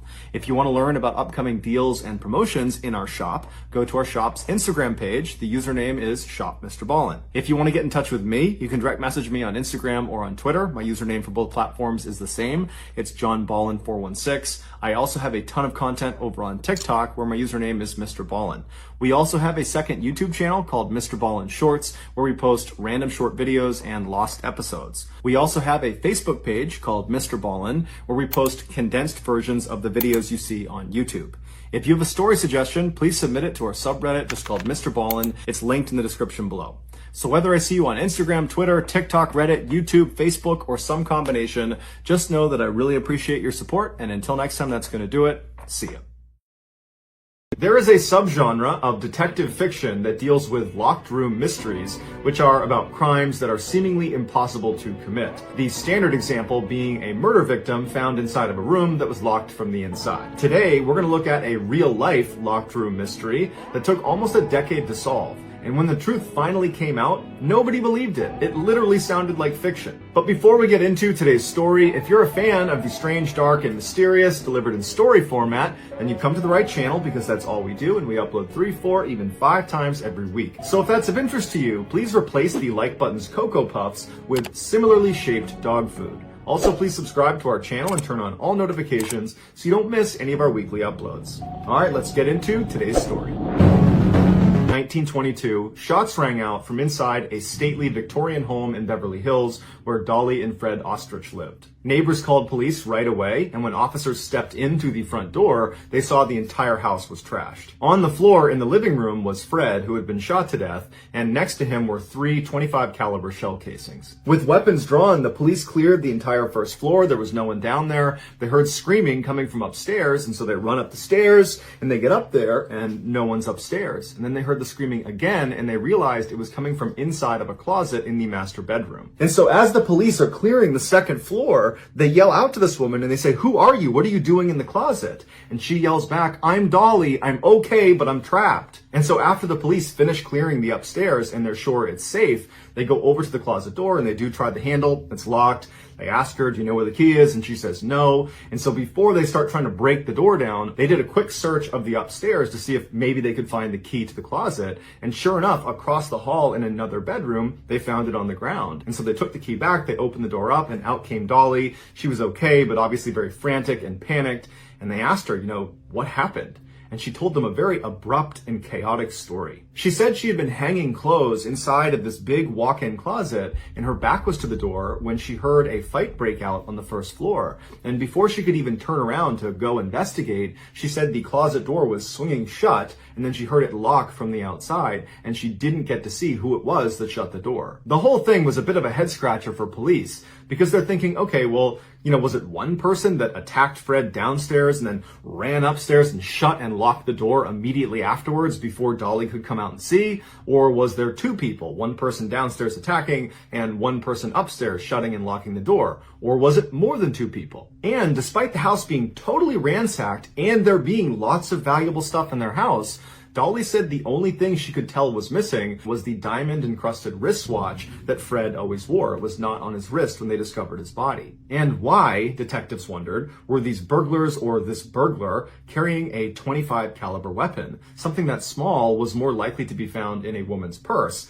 than in a home invasion. When police spoke to neighbors, they were quick to say Fred and Dolly fought all the time, and earlier that night they had gotten into a really bad one. But as much as police wanted to point the finger at Dolly, it was just impossible for her to have committed this crime, because how could she have murdered Fred and then ran upstairs and locked herself in the closet from the outside and then also somehow deposited that key across the hall in another room? It just didn't make any sense. But since the police had little else to go on, they dug into the new widow's past. Dolly was born in Germany in 1880, and following a move to Milwaukee, Wisconsin just before the turn of the century, she married Fred, who was 3 years older than her. Fred was driven and successful, but he was also a raging alcoholic and prone to violence. And so as Fred built up his textile empire, opening up factory after factory all across the Midwest, their marriage grew strained. He was mean and she was lonely. When they moved from Milwaukee to Southern California in 1918, their new neighbors immediately were aware of the fact that Dolly and Fred fought loudly and often, and they frequently bickered in public. Police looked high and low to see if Dolly had maybe taken a lover,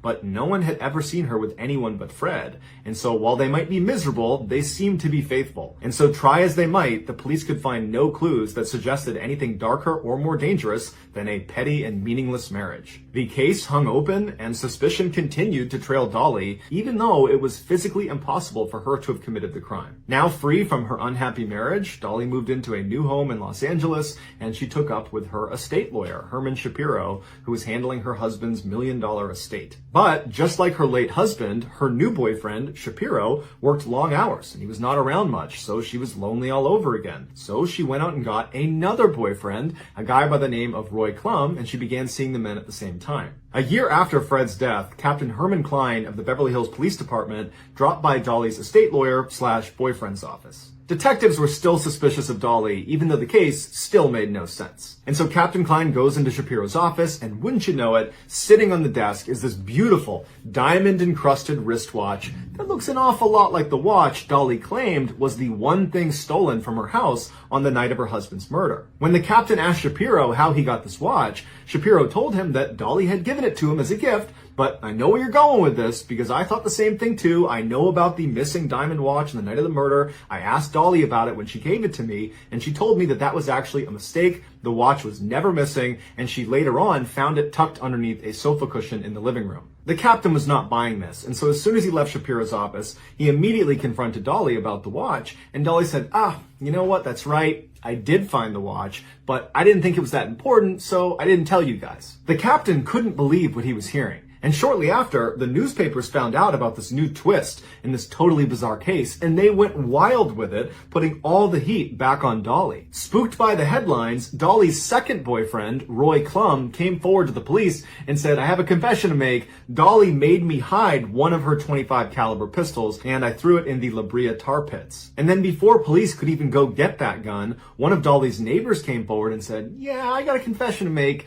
Dolly asked me to get rid of a .25 caliber pistol, and I buried it in my backyard." So police went out and recovered both weapons, but they were so badly rusted, they couldn't confirm if they were in fact the murder weapons. And Dolly had an excuse. When the police confronted her with these guns, she said, "Oh yeah, those old things, I've had those in the house for years, but given the circumstances of my husband's death, just felt a little awkward keeping them around the house, so I had some friends get rid of them." The police were not buying this, and so in July of 1923, they arrested Dolly for killing Fred. But despite these new developments, the facts of the case had not changed. It was still physically impossible for Dolly to have committed this crime. She was locked in the closet from the outside. And so with Dolly in jail awaiting trial, investigators tirelessly hacked into her story to try to find holes in it, but they had no success. And so after every theory that might connect her to the crime was ultimately discarded, they had to drop the murder charges and Dolly was released. 7 years went by and the crime was largely forgotten about. And then in 1930, Dolly and her estate lawyer boyfriend Shapiro, they broke up. And Shapiro immediately called the police and said, "You know what? I haven't been entirely truthful. I know a lot more about what happened to Fred than I've let on, and in fact, I have someone in the office with me right now that can tell you the whole story." Investigators flew to Shapiro's office, they go through the doors, and sitting inside is a man they never knew existed. His name was Otto Sandhuber. He was a quiet, small sewing machine repairman / aspiring dime store fiction writer. And the story he would tell them would be more bizarre and lurid than any investigator could have imagined. It began almost a decade before the murder. When Otto was a teenager, he had worked for Fred in one of his Milwaukee factories. One day in 1913, Dolly complained to Fred that her sewing machine was broken. And so Fred asked one of his employees, who he knew was a sewing machine repairman, the then 17-year-old Otto, if he would go over to his house and fix the sewing machine for his wife. Dolly knew her husband was going to send Otto specifically to their house, and she was very attracted to Otto. And so when Otto showed up, all she had on was a silk robe, stockings, and heavy perfume. Thus began Dolly and Otto's affair, which at first they conducted in a pretty typical way, meeting secretly in hotels, but when that became burdensome, they moved their relationship back into the ostrich home, with Otto needing to sneak in and out around Fred's schedule. But it wasn't long before nosy neighbors were asking Dolly, "Who's that strange man coming around your house all the time?" And she would say, "Oh, that's my vagabond half-brother." But Dolly and Otto knew they couldn't continue in this way. But instead of breaking it off or returning to secret hotel liaisons, Dolly decided that Otto should take up residence in the ostrich home in a secret hideaway in the attic. That way no one would see him coming or going. Otto, who had no family to miss him, quit his job at the factory, moved into the secret room, and then never left. Pretty quickly, Otto and Dolly fell into a routine where when Fred would leave for work for the day, Otto would come downstairs, they'd spend time together, and then Otto would clean the house and then make bathtub gin. Before Fred came home, Otto would sneak back upstairs to write pulp stories about lust and adventure, and he would read newspapers and magazines by candlelight. Around this time, Fred started complaining to Dolly about strange noises in the house. He also started to notice they were running through food a lot faster than normal, and a couple times he thought he was short a cigar. But no matter how much Fred complained, Dolly was always able to convince him that everything he was hearing and seeing was in his head. And so over the next 5 years, they would live in 4 homes in Milwaukee, and always these strange sounds and oddities about the house would follow them, but Fred never investigated. In 1918, Fred told Dolly he wanted to move to Southern California. And so Dolly hunted down a house with an attic, a rarity in the area, and she sent Otto ahead. When Fred and Dolly arrived, Otto was already ensconced in the attic, and Fred moved in right beneath him. By the time Fred and Dolly got in their final argument on the night of August 22nd, 1922, Otto had been secretly living with them for almost a decade. On that deadly night, Otto was in his secret room listening to drunk Fred getting louder and angrier and clearly getting physical with Dolly. And so worried that he might kill his lover, Otto leapt out of the attic and ran downstairs carrying two 25 caliber pistols. He runs into the living room and he confronts Fred. And Fred is astounded to see his formerly teenage sewing machine repairman, who abruptly quit the factory so suddenly and completely, now standing in his living room. And so Fred lunged at Otto, and Otto just started shooting. It was then that Dolly hatched the scheme that had almost let them get away with it. Knowing the police would be there any minute, Dolly staged the house to look like a robbery. She told Otto to lock her inside of the closet and then ordered him to go back up into the attic. And so when the police got there, Otto was crouched silently right above their heads. After the killing, Otto moved in with Dolly in her new house, and even though they could have had a normal open relationship, Dolly ordered Otto to go live in the attic of this new house as well. It wasn't until a year later, when Dolly was briefly arrested after the police found out about the hidden guns, that Otto was forced to come out of the attic. While Dolly was sitting in jail for these gun charges, she begged her estate lawyer boyfriend, Shapiro, to go get groceries for her vagabond half-brother, Otto, who lived in her attic. She said, when you delivered them, make sure you go to the bedroom and knock on the ceiling. That will let him know it's safe to come out. But when Shapiro arrived and followed the procedure and Otto came out, Otto was so starved for human interaction and conversation that he wound up telling Shapiro the whole insane story. But instead of going to police, Shapiro told Otto that he should just leave. And he did. He went and became a janitor, and he got married. The secret held until Dolly and Shapiro broke up for good, at which point Shapiro called the police. Dolly and Otto were arrested, and the press went insane. They called this the Batman case because Otto was living like a bat in a cave. This was before Batman the comic was a thing. Otto was convicted of manslaughter, but the statute of limitations was up, so he was allowed to walk free. As for Dolly, she was allowed to walk free too, because the jury hung on her conspiracy to commit murder charges. After the trial, Otto disappeared and nothing more is known about him. As for Dolly, she stayed in LA and she died in 1961 at the age of 80, 2 weeks after marrying yet again. So that's going to do it, guys. If you found the secret in today's episode, let us know in the comments what it is and where you found it. So give us the timestamp. And if you're the first to do that, we will pin you at the top of the comments section. If you enjoyed today's video and you haven't done this already, please replace the like button's Cocoa Puffs with similarly shaped dog food. Also, please subscribe to our channel and turn on all notifications so you don't miss any of our weekly 3, 4, even 5 video uploads. If you want to get in touch with me, you can direct message me on Instagram or on Twitter. My username for both platforms is the same. It's just JohnBallen416. I also have a ton of content over on TikTok where my username is MrBallen. If you have a story suggestion, please submit it to our subreddit just called MrBallen. It's linked in the description below. So whether I see you on Twitter, Instagram, TikTok, Reddit, YouTube, or some combination, just know that I really appreciate your support. And until next time, that's going to do it. See ya.